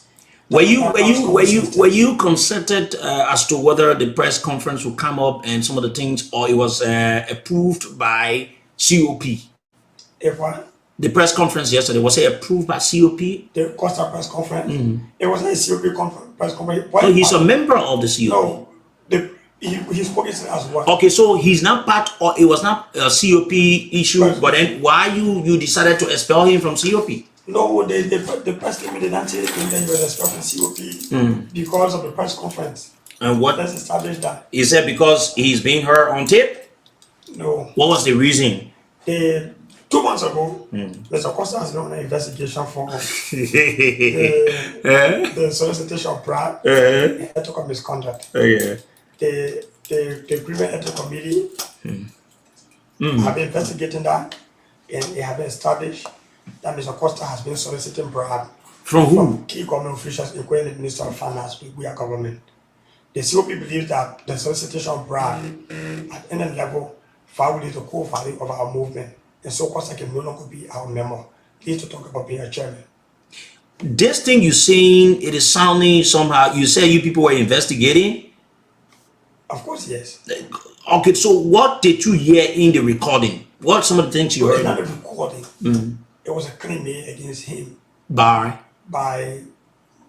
Murphy Soni, a member of the movement, who said that he did complain to the Agreement Ethical Committee that he thinks that Mr. Costa has been soliciting bribe from the Minister of Finance to attack key opposition figures and using the movement as a proxy institution to fight government battles. So how was that substantiated? There's something in law called justice by default. So the COP invited Mr. Costa to speak to, and this is what a lot of people need to get. People didn't look for facts, whether it's not true or a lie. They said, okay, Mr. Costa, there's a claim against you, please come to clarify or to speak to the allegation. It's this forces of superiority that inform the expulsion. So, people wonder why the statement yesterday, because I make it to the committee day before yesterday. In the committee say, okay, then please come to us this day, which was yesterday. So, while we're expecting him to, if because he refused to appear before the committee, and then the next day the committee saw him having a press conference. Now, you don't think that was so abrupt? No, it was not abrupt. Is it what the Constitution of COP says? He was communicated in his appearance in response to the allegation 2 months. I told you 2 months.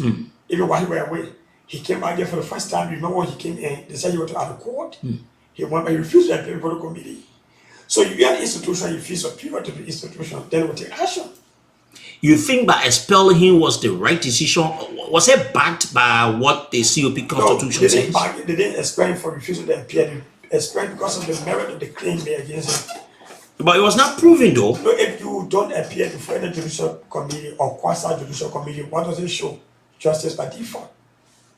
So I'm saying, was that the only means if somebody go to court, for example, it's a simple sheriff school. The first responsibility the court has is to assume the innocence. So the committee assume Mr. Costa is innocent. It's okay, did you talking maybe a liar, lie on the chairman and untrue. Chairman, please come to explain your side. In the case where you refuse to go to the court, the Costa did. The court will wait against you. They will not wait for you. 2 occasions I told you. They make it to the court for the first time. He refused to appear for the committee. But the COP is not a court, and there's a constitution that should be abided by. I'm asking you, is there any provision within the COP constitution that says that if someone does wrong or ethical transgression, or allegation, because it was not proven, just allegation that it's proven now. No, you don't have facts. You don't have facts. It's not about right. So grounds of justice by default is proven now. So it's not about. Does that give the right to the leadership to go ahead and just expel the person, or there are steps, maybe warning or maybe some other actions before you can go to expulsion? We warn people in the COP, we suspend and warn people in terms of misconduct. Okay, so did you? So in ethical transgression, this is previous. Bribery is not a misconduct. Okay. It's ethical. It's an act of ethical transgression that you tend to dent the overall reputation of the movement. His action posed threat, clear solicitation of bribe from key government officials poses a clear and direct threat to the credibility of the movement and the overall core value of the movement. This is what political pundits to think about your actions, because you serve as the Secretary General, one of the senior persons within the COP, because he says some of the great things about your political leader, and you people were pushed to have taken such a decision. No, I didn't say the things that were in the letter against Costa. It was a conclusion of a committee set to investigate him. My job was to communicate. Is there any report about that committee to say, okay, this was the report that the committee brought on and said that, okay, Costa has refused to come, and also as he, according to provisions within the Constitution, he violated this, provision or this section or whatsoever? Is there any report to show? Did you read Costa expulsion letter? Have you read it before? All the transgressions are stated within it. Okay. So I reference to it for the account report. Yeah, go ahead. I just want, we'll try to get it so that we can. Regarding the violation, the misconduct, the solicitation, the bribe, they all spell out within his communication, which reflects the account report. So do you think now what's the way forward? Is it that Ambassador, you think Costa now will accept the expulsion, or it's something anyone could believe that Costa will accept you people, expel him from what he sees as his own political party? His own group? My letter to Mr. Costa from the committee kindly reminded him also of his right to take an appeal. If you go to court, for example, say you're wrong, what do? You take a appeal to Supreme Court to challenge that result, right? So he's given a chance also to rep back to the committee to say, your decision against me, for example, was arbitrary. As you were asking, right? If he thinks the action was arbitrary, he can rep back to say he wants to challenge it. But as it stands, a justice by default was being rendered, accused him of soliciting bribe from the final minister of the government.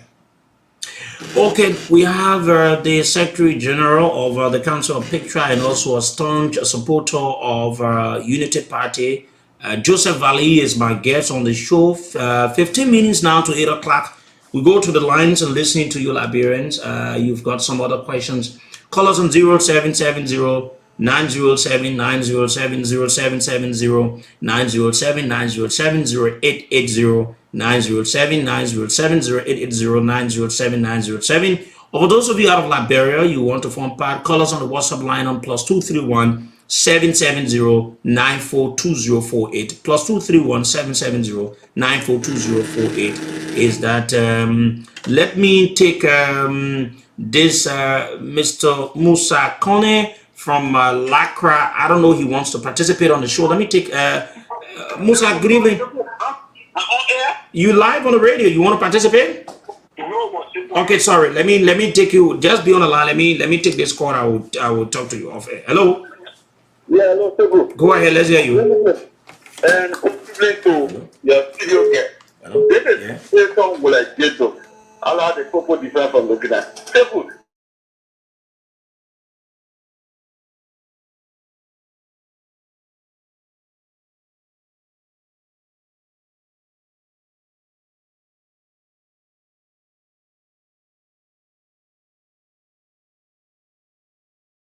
Feel that Joseph Wakauto or that is corner our opportunities to be reincarnated into our geopolitics to lead this country, God forbid. So that whole thing is purported, is lack the house of truth.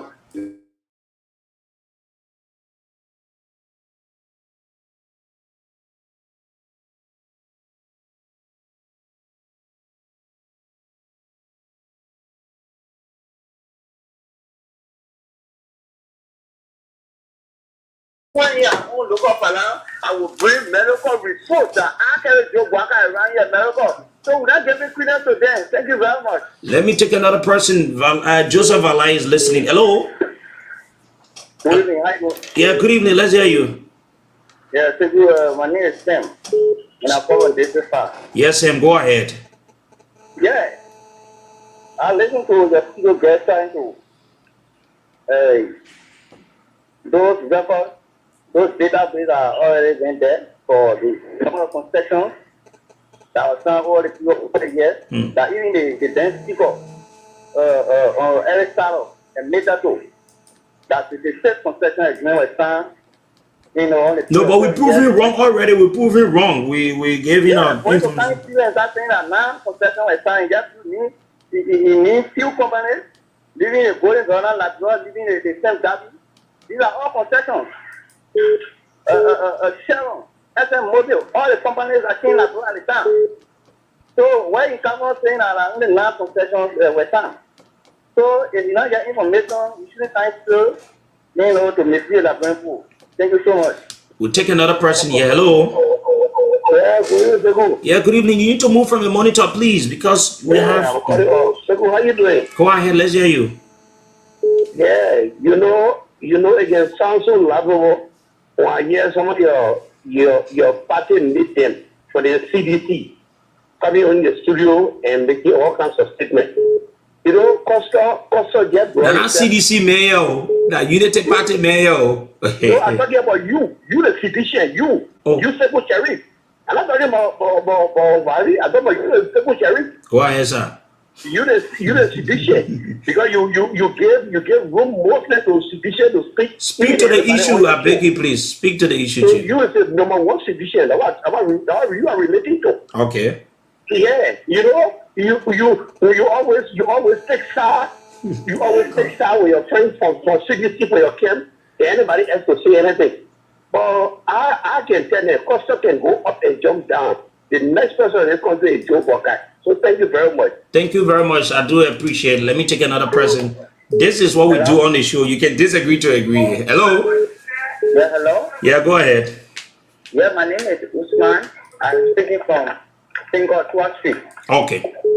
You know, I am very disappointed to that guy in the studio. My young man, you are very young and educated man, right? Living now radio station going steady down with Segu Sherry or put level at Segu Sherry is a waste of time. So I'll cut you off because the way you do it. Hello. Segu. Good evening. Yeah, this is Peter Gula calling from Jaratan. Jaratan? Yeah, Jaratan. Go ahead, sir. Yeah, Segu, I want to say something before I make my point. People calling, making derogatory statement against your guests, and you're not protecting the guests. Why? No, nobody said it. I mean, the one they dealing with. Yeah, somebody said mayor chairman. No one said it. Go ahead, speak to the issue, please. Let me go to my point. People, you know, I want to salute my brother in the studio. Costa has destroyed itself.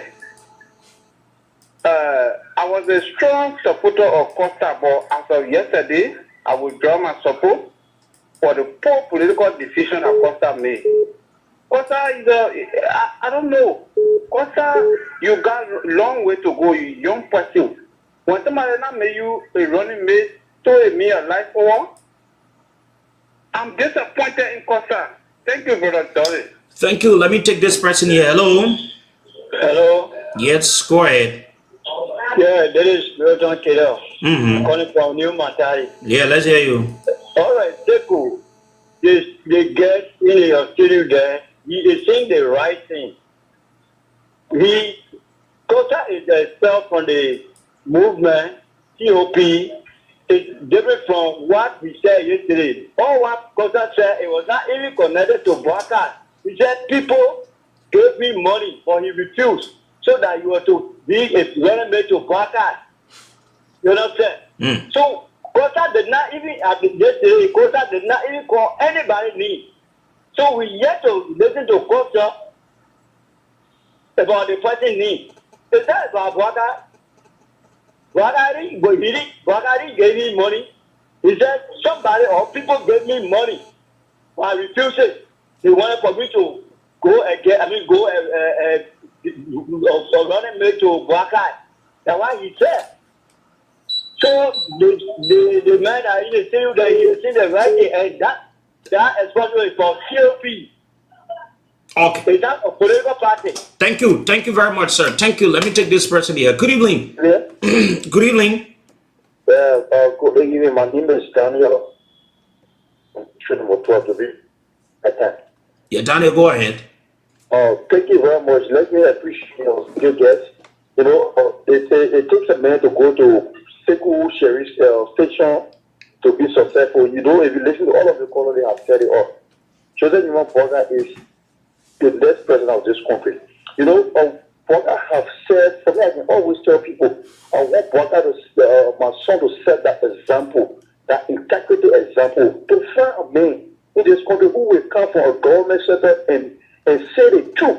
By saying we, he never say the scorn he said we scorn of. The president, the present president was part of the process. The former minister was part of the process. Everyone working in the present government, I can say 90% were part of the process. But if you see one man coming up and saying we scorn of, it means that the opportunity that they had to have come to the Liberian people, if Walker was given a chance to be president, or Walker could be the president, he would have done it more than the 80% that George Weah pronounced. So I want to say, Vala, thank you for the courage. We are moving forward to see how best we are campaigning from place to place. Okay, thank you. Let me take another person. Thank you very much. This person. Hello. Yeah, good evening. Yeah, I'm Emmanuel Cooper across the balance of 2000 Benefit. Emmanuel, go ahead. Yeah, just a caller who left it now. I want to say something there. You know, honestly, people don't want to be earnest in this country to their content. That's because you tell us that you swallowed, you wasted our resources, carry us back more than years now. Because they are companies that years ago, you're telling them very time. They have come back what to do. Like electricity, water, hello?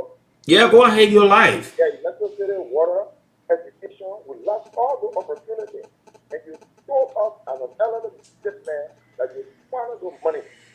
So in your own opinion or mind, how can you recover what you are wasted? If you are asking us to give us another time to spend, but I can't understand like young people. That is absolutely personal. Share wickedness. Okay. That in the younger generation.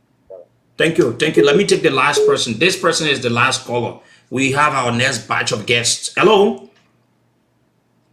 Good evening. Okay, this person. Hello.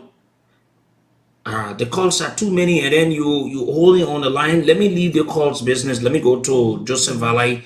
We ain't taking calls again, so don't call because we took you and then you're not talking. Hello. Hello? Good evening. You want to move from your monitor, sir? Yeah, I left. Go ahead now. Let's hear you. Yeah, the other caller who just said something about the squatter opportunities. Now, you know, Go ahead. Okay. Joseph, you listen to the callers. No time. We need to. What have you to say, my brother? I listen to the callers. I want to say thank you to them. The support from caller, is evident of where they stand with the Parker ambition. The Labour Party in gear, they're not distracted by petrol issues, the pettiness of the politics. We focus on the real issues that are confronting the Liberian society. And so Parker remain upbeat. We tell the people that we think in Liberia, we love in Liberia, we're minded to build Liberia. Vice President Parker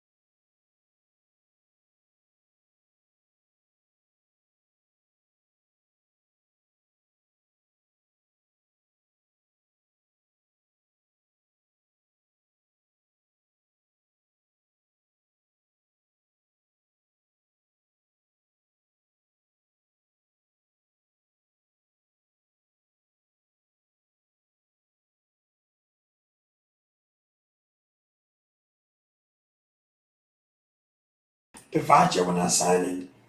Anybody who is in the legitimate position of the COP when I approved that document.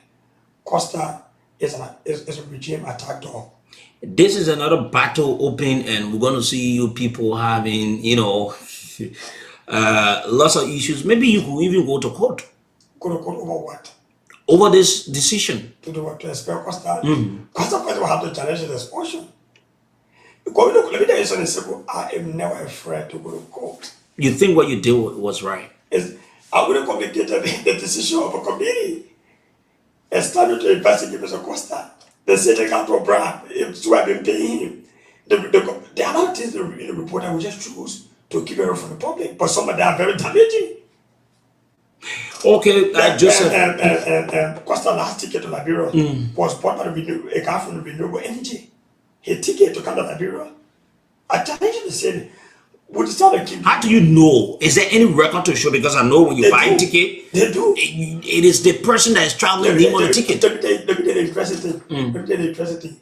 The guy from renewable energy going to pay for Costa ticket and an airline without knowing that we were going to receive a copy of the ticket from the airline. Costa is a smart criminal. He's a dumb criminal. Joseph, I want to say thank you for coming. We're going to have more of these kinds of discussions as we move towards the elections. Thank you, my brother, for coming. Thank you very much, brother. Thank you very much. You listen to Joseph Alai. The man said, the young people, I want to say thank you.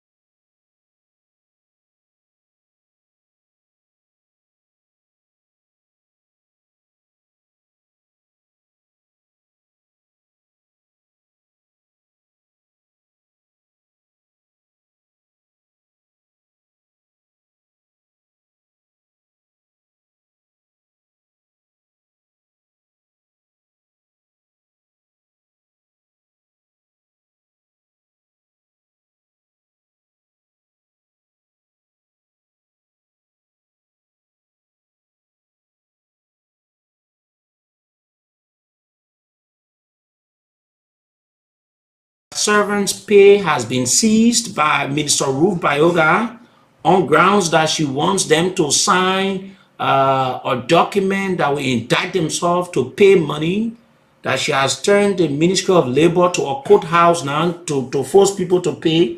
But they will explain more. Let me start.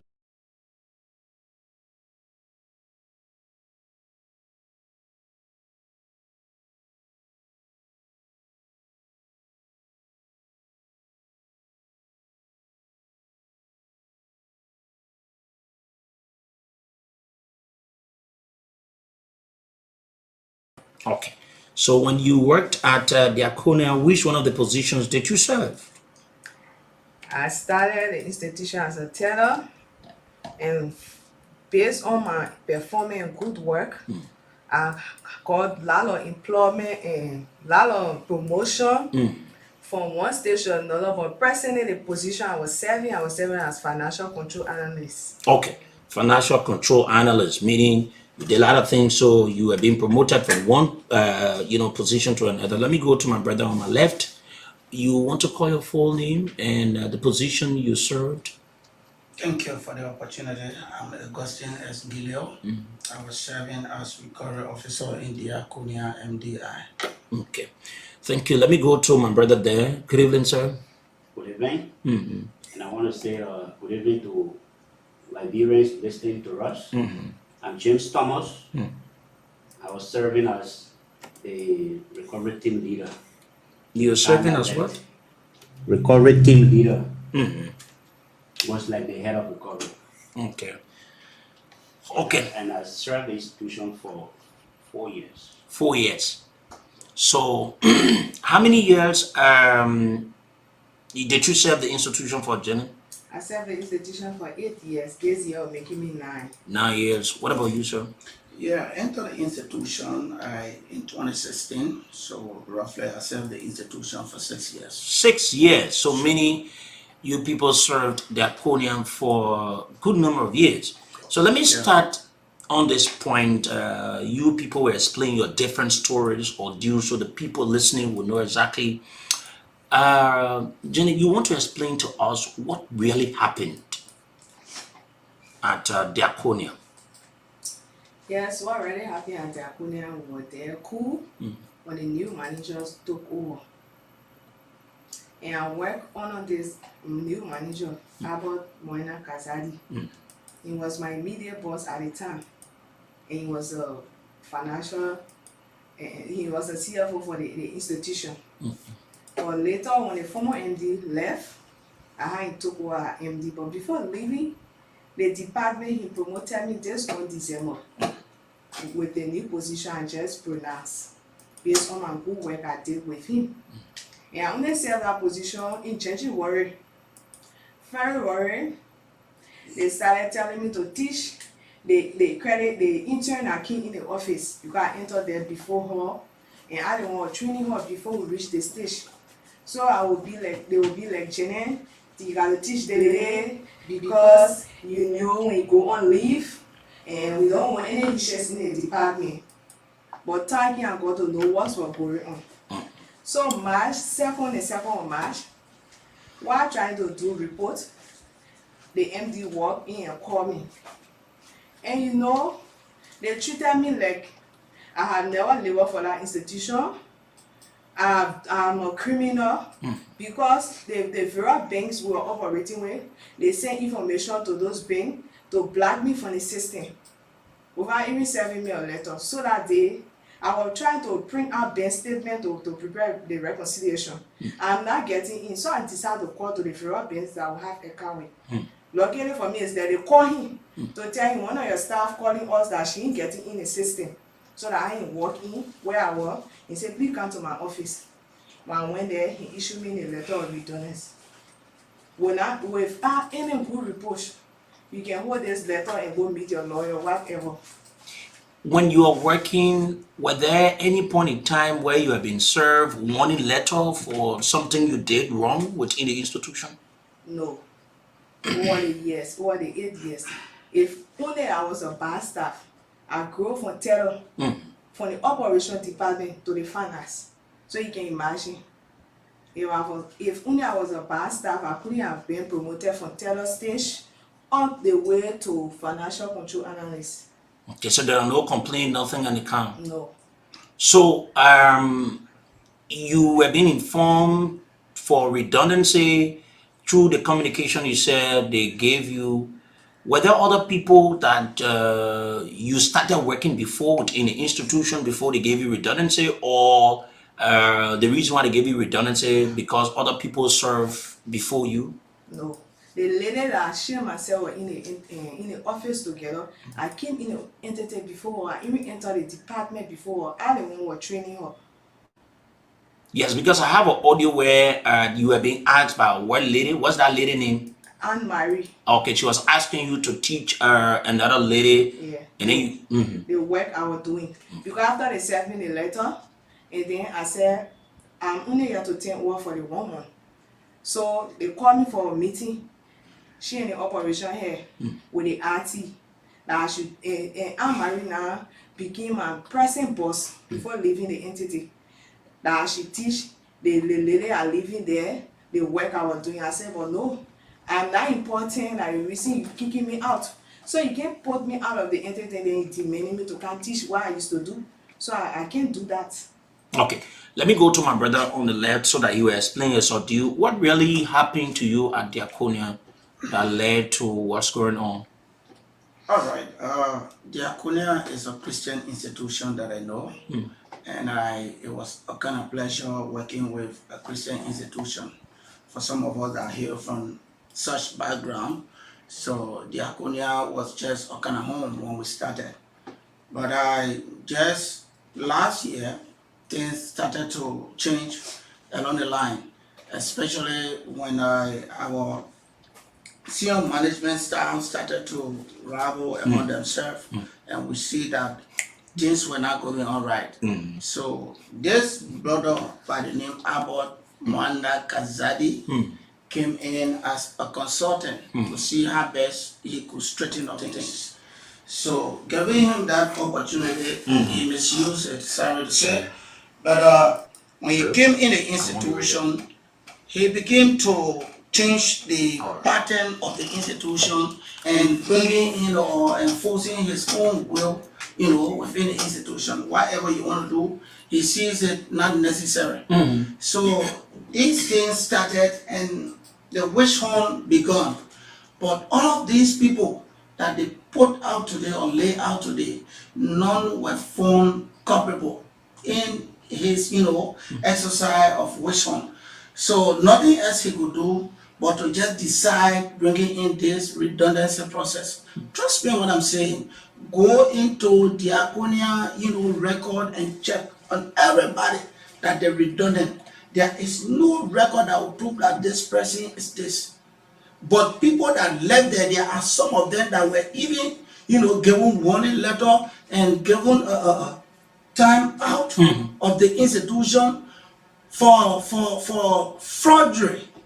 All right, these people are still so why and you they think promoted them. Why you think they decided to redundant you people? You say you think it was a witch hunt or what? It is. It was a witch hunt because this brother brought a batch of access bank workers and placed them according to him by staff.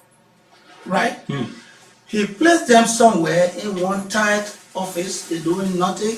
We go on a fee every day, do all of our sacrifice and make sure that the Diaconia money on the fee is being paid by the client. To our utmost surprise, the issue came like, our area now is not an area of focus any longer. That is the recovery department. So that's how he just shut it down entirely. All of us that were in the recovery department, 4 persons, he cut off out only to get these guys in. So it means that even our portfolio, we hand our portfolio over to these new guys. All right, that he brought in with lucrative salaries. So this is what I want to find out. It said that the positions that you people were serving is being cancelled, or they still exist and they have people in the positions? No. These positions are not cancelled, and I will tell you, just do your background investigation. I can say the entire institution is focusing on our department. That is the recovery department. Because if you have economic crisis, and you as a microfinance institution, your money is out there. Are you telling me that you will start to reduce staff from that department who is that can help to bring your money back? Out there and bring the money in. If it is kind of risk, all right.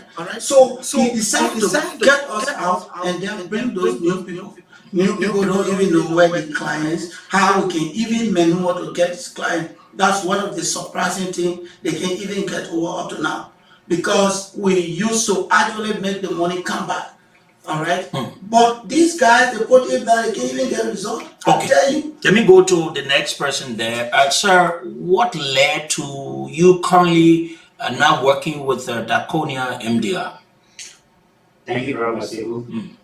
You know, to just continue from where my colleagues have landed, we were with the institutions. As I said, I worked with Daconia for about 4 years. And I was serving as a recovery team leader. As my colleague said, we were in the field. Surprisingly, we were called at the office. I thought it was for different things. Only to be served a letter of redundancy. I was surprised. Why? At this time, we are all running around, fighting how to be able to get the institution's money back, considering the crisis we have in the country. Only for the managing director of Kazandi to tell us that if we have any issue, we can consult our lawyer. He said that to you people? That was what, in fact, we send the letter over to you. That's the last thing we tell you, you can consult your lawyer. That was what he told me. I said, okay. And in those circles, we know in Liberia, where you are not working, you have family, it's a serious challenge. But we decided to use this as a sacrifice. All of us here with our family, you know what you need to sit for 4 to 5 months, you are not doing anything, and you got family.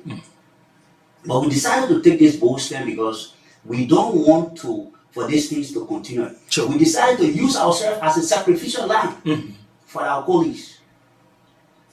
You cannot tell us you are redundanting us for economic reasons, and then you're bringing people in the same positions that you said you are redundanting. Which I have documented towards it. As we speak, the positions are fully functioning. And these guys that they bring in, for example, if you were paying me $300, the guy that you brought there, you gave him $600 to $700. Then what is the economic part of that? So we saw it as a witch hunt. So this is why we have to run to labor. But then one of the things that always paid me, in fact, when we went to labor, I brought it out. The managing director today that is witch hunting us, he was in fact a consultant. He served the institutions as a consultant for more than 4 years, about 6 months, before becoming the managing director. Where the institutions is today, it is through his technical advisors that have led us to where we are. Wrongly into some of the things. Sure, because he was serving as a technical advisor for more than 6 months.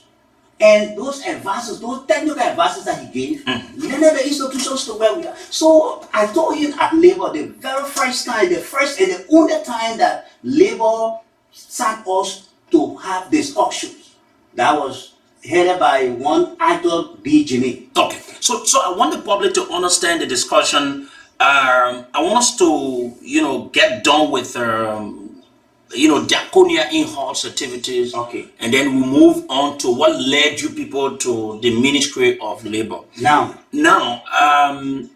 when you people were informed about the redundancy, because the law says if you want to do redundancy, you should give the people prior notice, informing them, because it has to do with playing on the minds of the people you've worked with an institution. Someone just come and say you're not going to be working again. In the simple English, it plays on you a lot. Sure. Were you people informed prior to the redundancy letter or what? No. Also, you just came to work and then they presented the letter that In fact, we were in the field. I was in the field. When I got the I call, recall. when I got the call, I was needed by the managing director. This is how it came.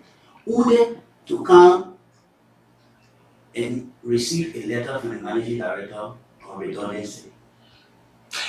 Janet, when you people were redundant and they gave you all the letter and say you people are redundant, what was the next step?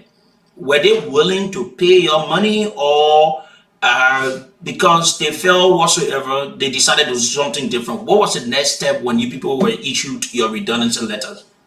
When we were issued a redundancy letter, he was willing to pay the severance benefit, but with condition. He said when we were in the institution, we took loan for 3 years. And the loan we took, the salary was the guarantor. Which I have the document here. Yeah, because even if you go through the file, you will see type of collateral, you see salary. Yes, and based on that, they gave us the loan. And the loan was giving 33% of our gross. Yes.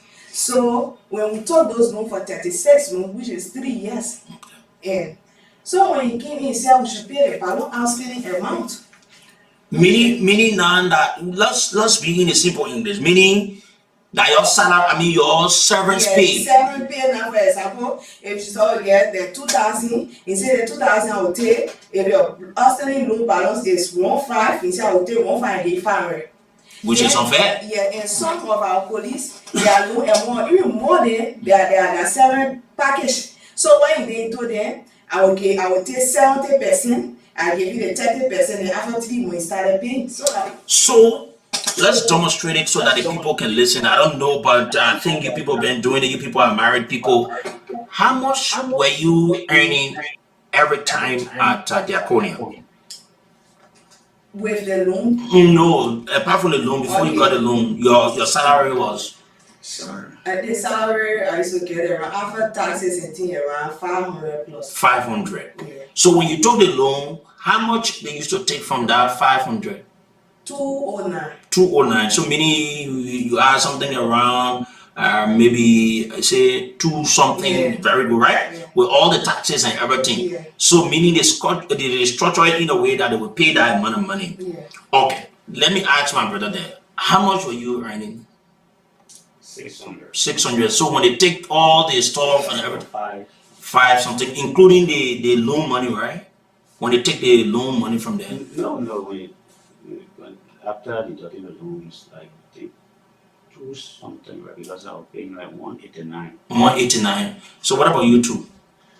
All right, my loan amount was $116. Okay. And I used to take home $210. Okay. Yeah, that's how it was. Okay. Sure. So the reason why I'm asking, because I want the public to know, you people were working and paying this loan. Now you are not working. So it means, where do you get it from? So what led you people now to the Ministry of Labor? What led you people to the Ministry of Labor? Thank you. What led us to the Ministry of Labor is the issue of, disenchantment. We observed that this brother was not going to give us our service benefit in full. So we thought it wise to go to Ministry of Labor. But before that could happen, we received communication from the HR that we were needed the next day to Labor Ministry to see how best we can address the issue of the redundancy. Redundancy. So meaning, I wanted to make it clear. Y'all go to the Ministry of Labor for redundancy issue. That redundancy, y'all went there? Yes. Okay. Yeah. So we went to Labor for redundancy issue. We met with one Arthur B. Jimmy. He presided over the conference, and I drew all through the labor law, and it was okay for us. But when we began to express our disenchantment in the whole process, because the brother within the meeting made us to understand clearly that he was going to take the loan amount from our Severance service packages.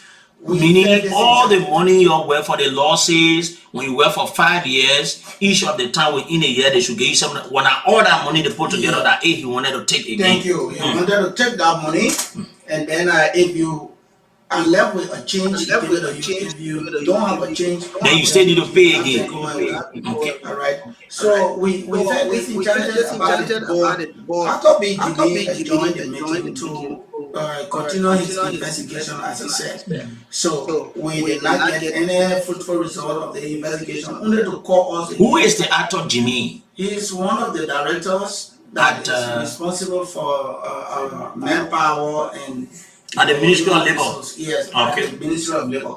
So this brother called us back to Labor. At the time now, our our institution representative was not there. So he called some of us. We went to Labor conference room, and he told us that, hey, I spoke with the people, but it's like the boss or your director is very, very hesitant.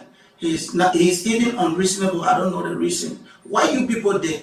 I told him, I said, for me, you can go and check record, but I don't think I did anything wrong to Abbott. Okay. Or even the institution. But I had been sounding like you people have done something very repulsive. I said, well, it's been best known to himself, but what I understand is that this brother wants to question us. That's what I'm seeing in the picture. So the brother told us that he said he's not going to do anything more than what he said the last time. So Labor, for us, we can tell you to go and write a formal complaint. That's the only thing we can tell you now. To write a formal complaint to the Ministry of Labor. To the Ministry of Labor. I said, who do we address this complaint to? He told us that we should address it to the director proper. So that's the minister proper. So we went back and I went to see how best we can do our letter. But there was a little delay.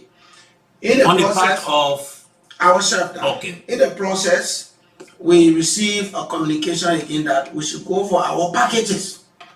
So we decided to go to see what they will give us.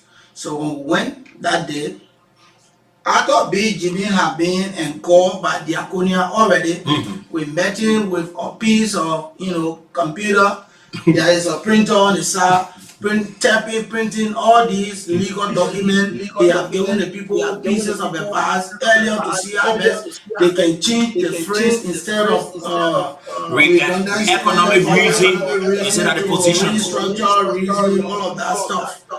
So when they gave us these legal sheet, we read and they were not comfortable for us to sign. So we requested that we take these legal documents to our legal people. And yes, they gave us the opportunity. We received those legal documents from them. We tried to hire a lawyer who is one Lafayette Gu. Lafayette Gu. He's the ANC man. Thank you.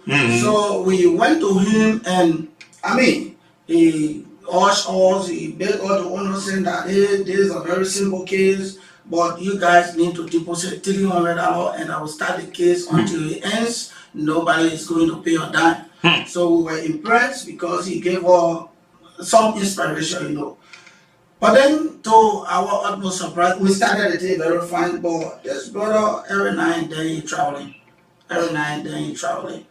So our case was like dragging. Later, we had to mount pressure, and it woke up. We went at the ministry. We met with this lady, Ruth Bayoga. Ruth Bayoga was very nice to us when we entered labor, so we felt at home. Thinking that you were about to do something right. So probably she only wanted to hear our story and So the first day passed. After the first day, only for Ruth Bayoga to call us, council, I know how you feel. You are once a boss to me, and I consider you always a boss because we all been in a struggle in CDC, but later you people left. So what you think we can do? Before us, the council said that these people your pay their just benefit. And yeah, we have that recording. We play it. So your pay their just benefit. The lady said, okay, I will call the people and tell them. So because it's fair enough that what you went there for, you went for redundancy. You're supposed to pay your servants' pay. Thank you. Finish.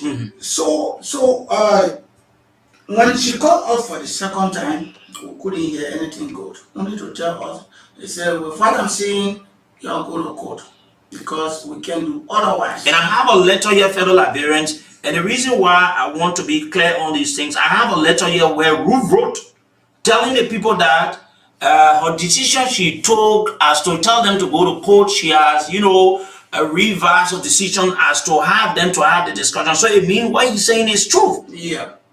So after that, we explained what actually happened in detail to her. She said, okay, but then if that be the case, I'm going to call the Akunia back so that we can discuss this issue better than this. So she called the Akunia back. All of that, I've been paying money. They will tell me, hey, to do the assignment, $10, so I will pay. At the Ministry of Labor? Yes. Because we need will say, I'm going to pay the money. Yes. To do assignment for a case? To do assignment for a case. At the Ministry of Labor? Pay that money to different times. They used to get a receipt? Where the receipt? Yeah, ain't see? Now, group by got there. Go ahead. Yeah. So the people came and we sat. It was a kind of argument. On that note, actually, she propounded well that day, and we have the recording where she told us. I went home, I lied, I slept sound. But few days later, when the call was back, wanted to tell us that hey, I cancel. Only the two of you I want to see inside. For me, I actually foresee I enter. So I said that because I cancel. You came to represent me. Right? Yeah. Why would I be outside? So you only come to tell me what I mean. I said no, it's not very important. So I enter. I was there. The discussion started. So at the end of the discussion, she said that hey, the two lawyers should go and view this issue better so that we can come to a point. This point was these people, the Akonians should go and do a memorandum. Then our lawyer should look at it, share it with us, and then see how best we can go into the redundancy process. We all left. You were still discussing redundancy? Yeah. Thank you. We all left.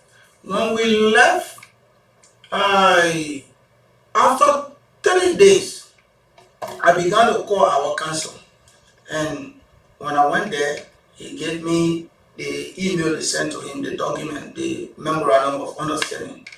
I tell you, when I read the memorandum of understanding, I wanted to see everything is just reflecting on this loan issue. And the loan now that we took for 1.25% interest, went high to 7% interest.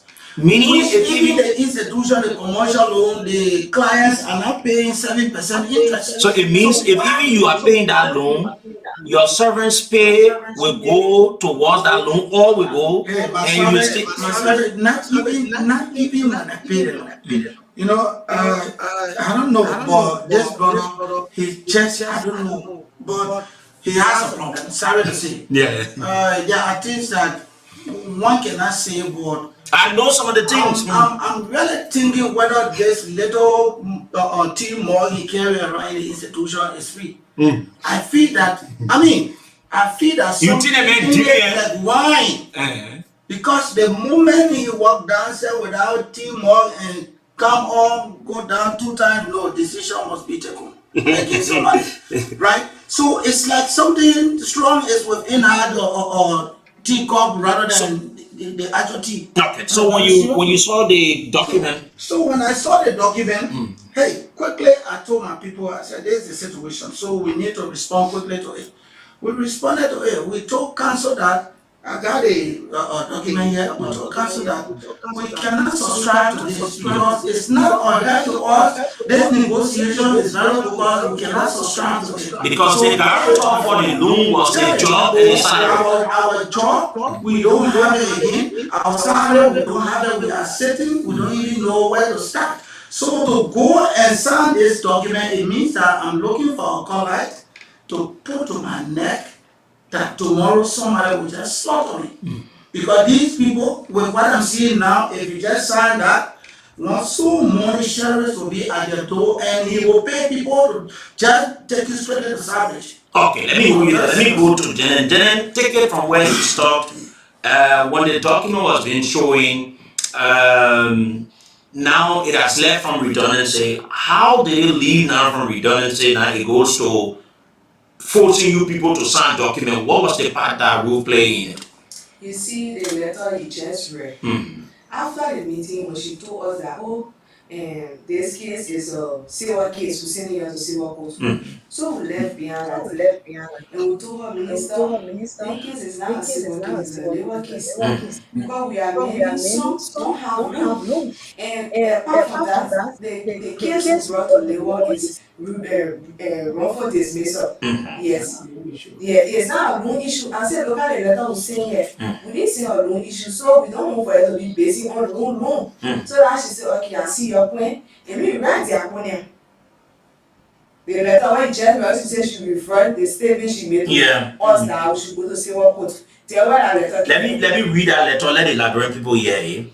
This is from Ruth Bayoga. They said the management, the Akona MD are accurate, blah blah blah blah blah. She said their management compliments with regards to the discussion held on Monday, May 29, 2023, which it is in relation to a complaint of an alleged unfair labor practice growing out of the illegal redundancy meted against some of your staff in persons, or she named every one of you, blah blah blah blah. You are cited to a meeting / conference on Wednesday, the 31st of May 2023 at 11 o'clock a.m. in the office of the Assistant Minister for Manpower, Planning and Human Resource Development on the 3rd floor of the Ministry of Labor.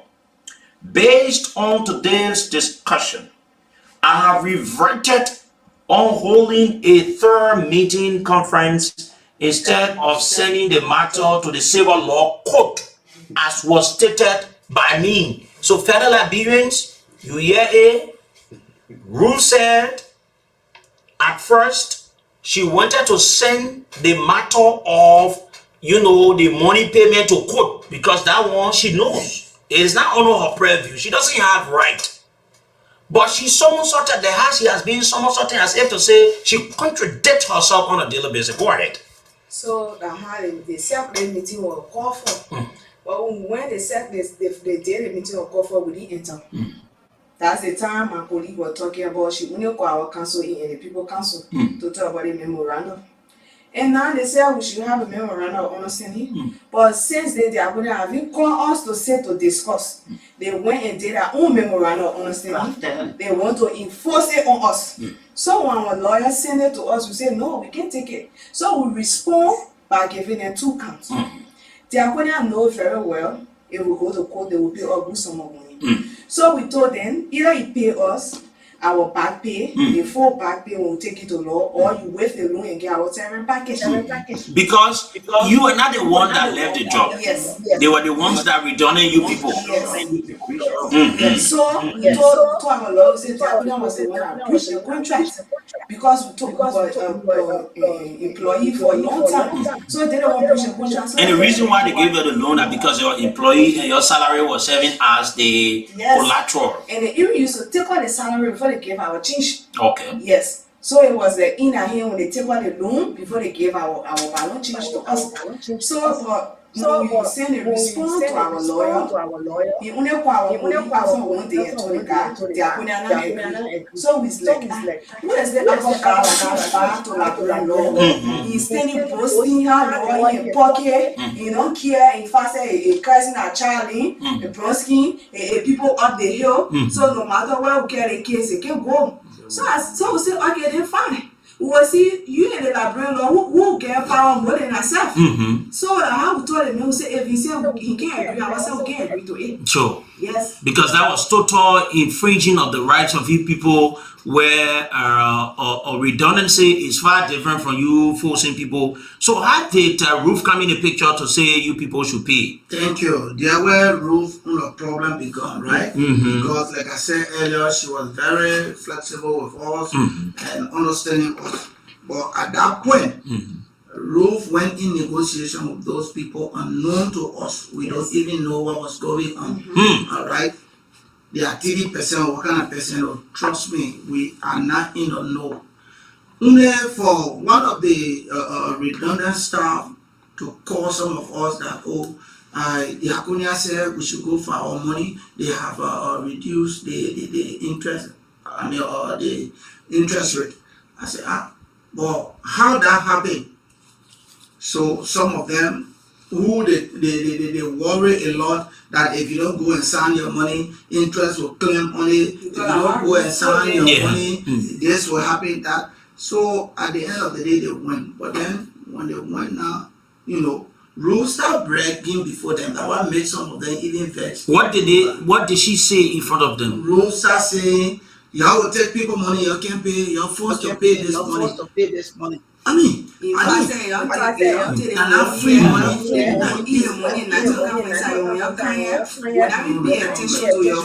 Is that what Ruth was saying to you people? Yeah, she was telling them that went to sign for the money. And for those that sign the money, say what I will tell you. They will not, how they will get that money from the people. No, but to be honest, I've spoken to them. In fact, fellow Liberians, I have the documents in my possession. It's just fair enough. According to one of them, they said they were coerced. Yes.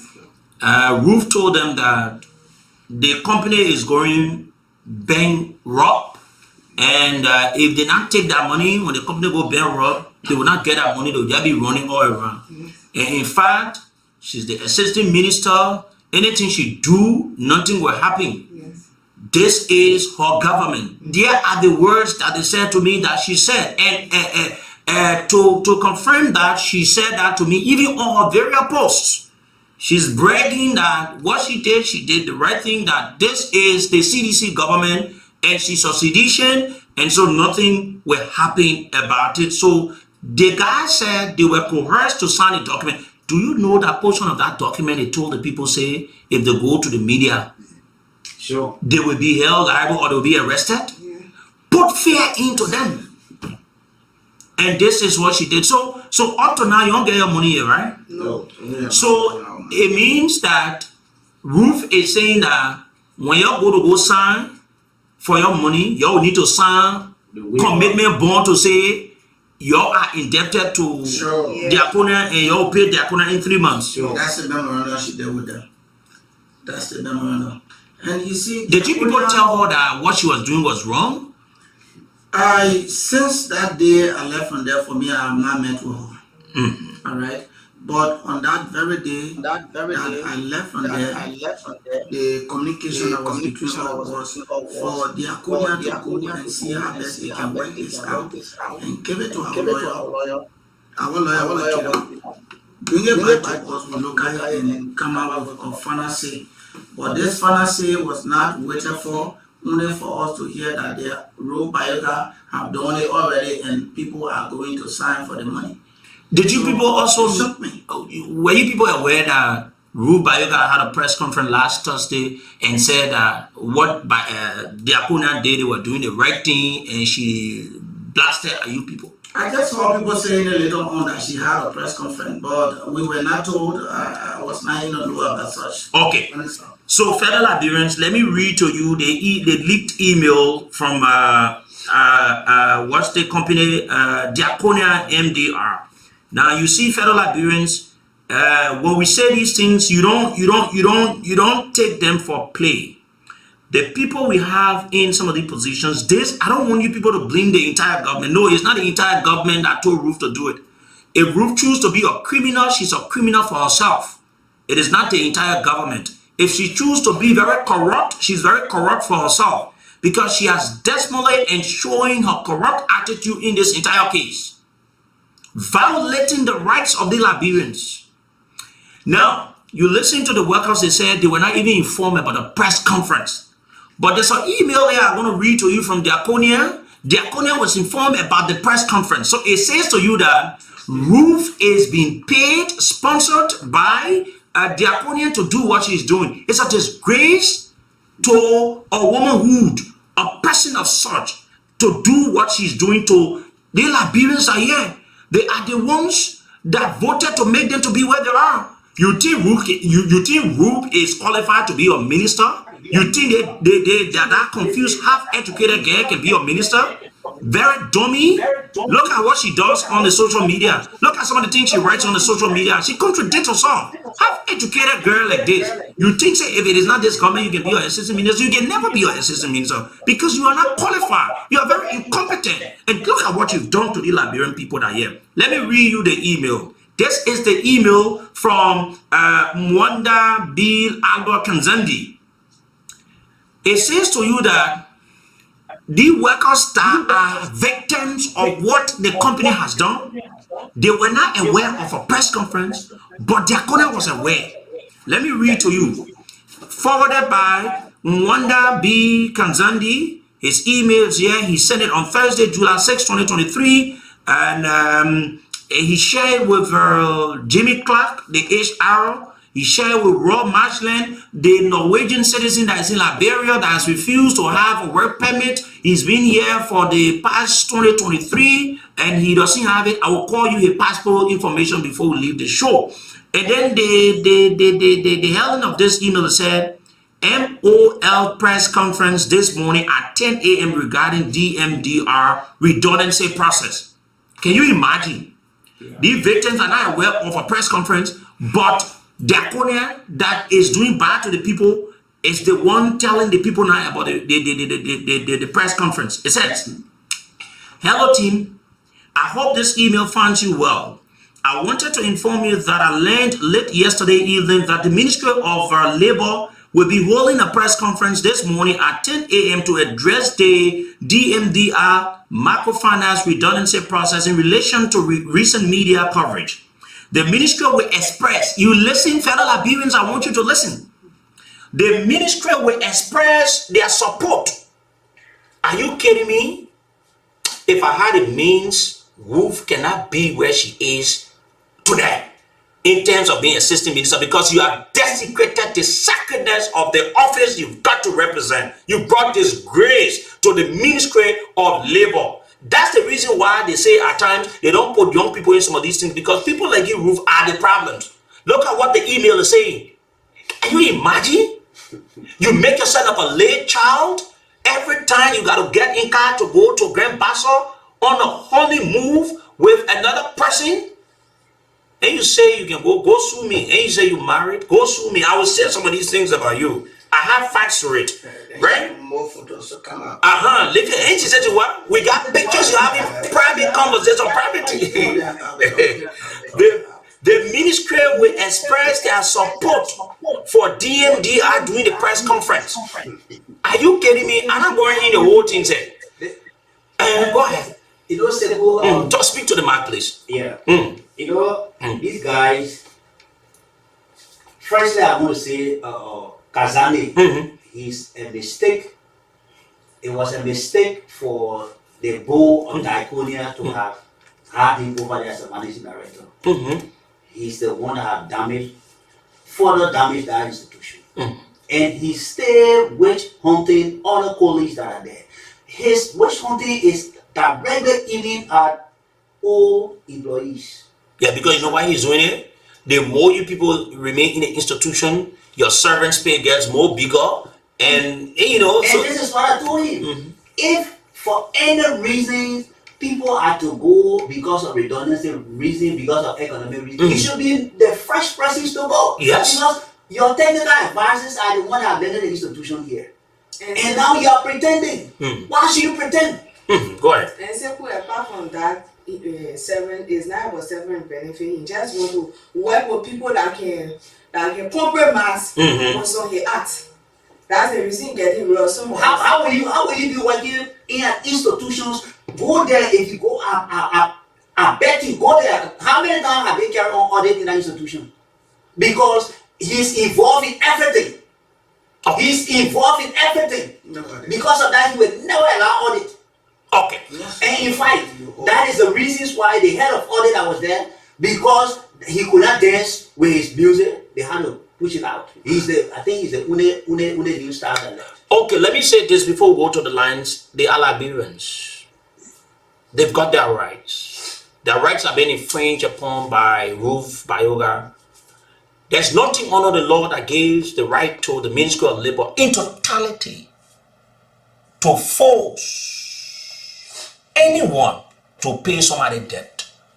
It is not under the purview. Like you listen to our guests, they did not go to the Ministry of Labor with a complaint of debt. Sure. They went for wrongful redundancy. So Ruth Bayoga left the redundancy. She's playing the role of the debt court, forcing the Liberians, depriving them to get their benefit of what they worked for years. You see the wickedness here? These people worked for years for Diaconia. They've been deprived to get their servants' benefit. You know why? Because when they go sign for their servants' benefit, Ruth will say, you're my Sunday document. You're not Sunday, you will not get your servants' benefit. Demanding them within 3 months, they might pay money, which is not under her purview. It is the court. If the people think that the people owe them, pay the people servants pay, go to court, and they'll go make the law and whatsoever and go facing the law. Let's go to the lines with the remaining time, 8 minutes ago. You want to say something? Yeah, just something shortly. So this thing, people will feel that only us is affected. But do you know what the Akunia is doing to the Liberian people?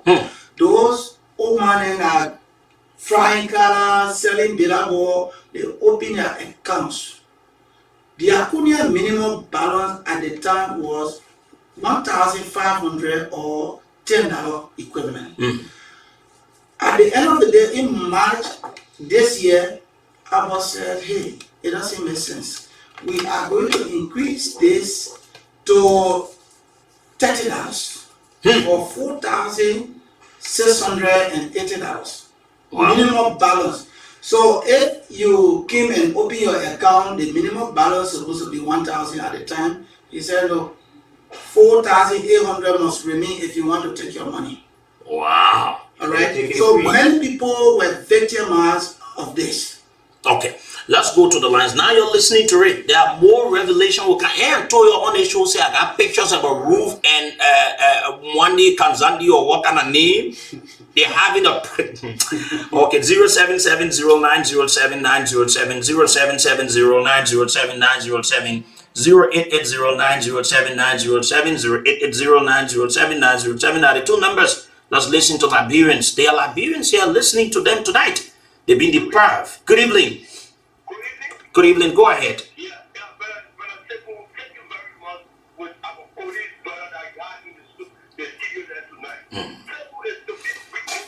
It's to be wicked. Now, If I find out people in the studio there tonight, that man's ready for me pointing. No.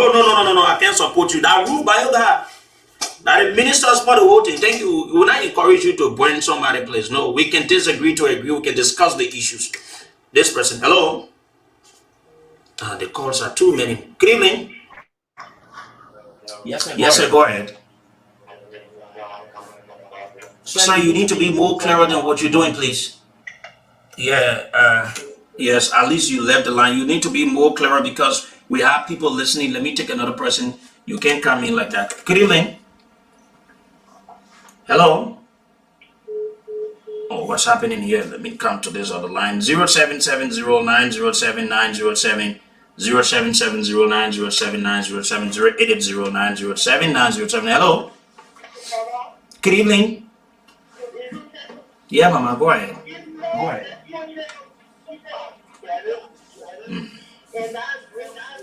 Ruth Bayoga.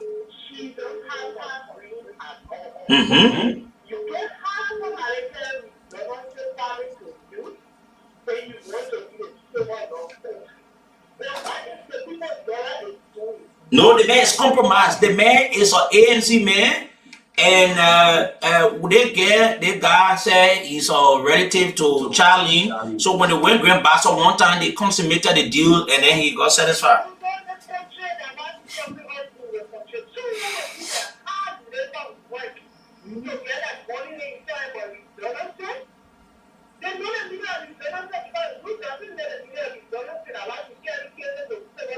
Mhm.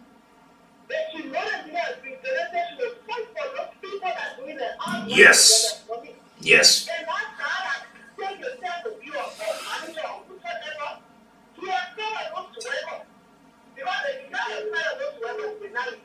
Mm-hmm. Cool.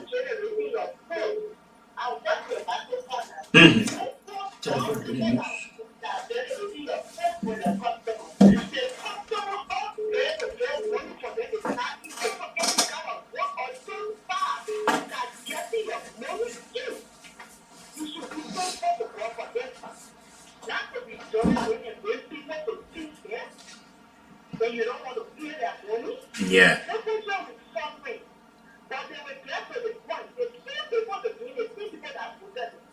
Yeah. That roof girl, that roof girl, a bad girl. She wicked, devilish girl. Hello. Go ahead. Good evening. Yeah, go ahead.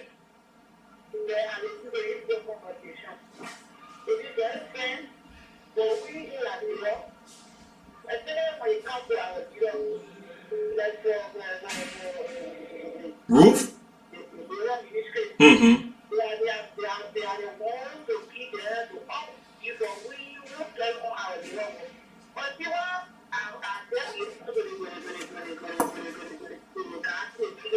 Mm.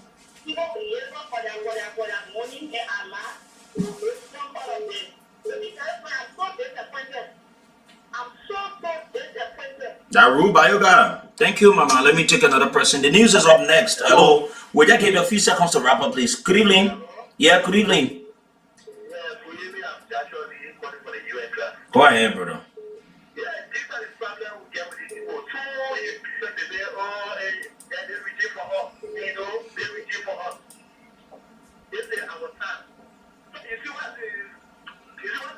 Yeah, Ruth can say she shall staunch sedition, so nobody can do nothing to her.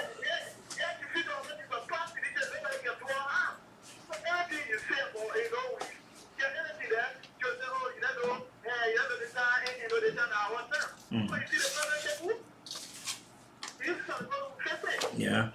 Thank you. But how people don't ask about that crazy things you're doing? Hello? Go ahead.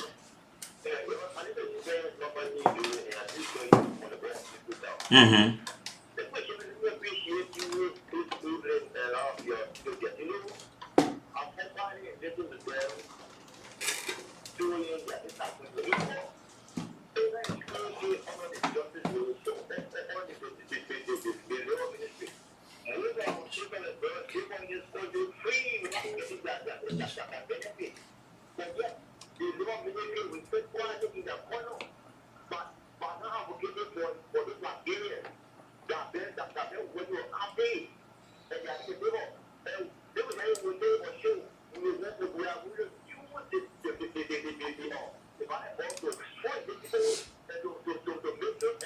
No, they want you that roof doing it, and I'm for ballot bob business. That roof by you guys.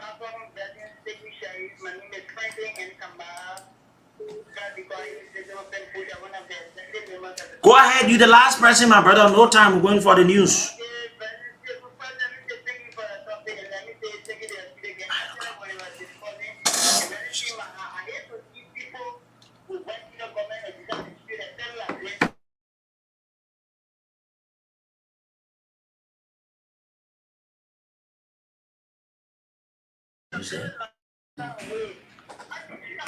Thank you, my brother. We're taking calls again. Let me start with you. Let's wrap up. No time. We'll have you people as long as they not won't pay your money. We'll have you on the radio continuously, and we'll have other actions to take. Go ahead. Thank you very much, Sekou, and I say thanks to our Liberians. Thank God you are listening to some of the ill practices that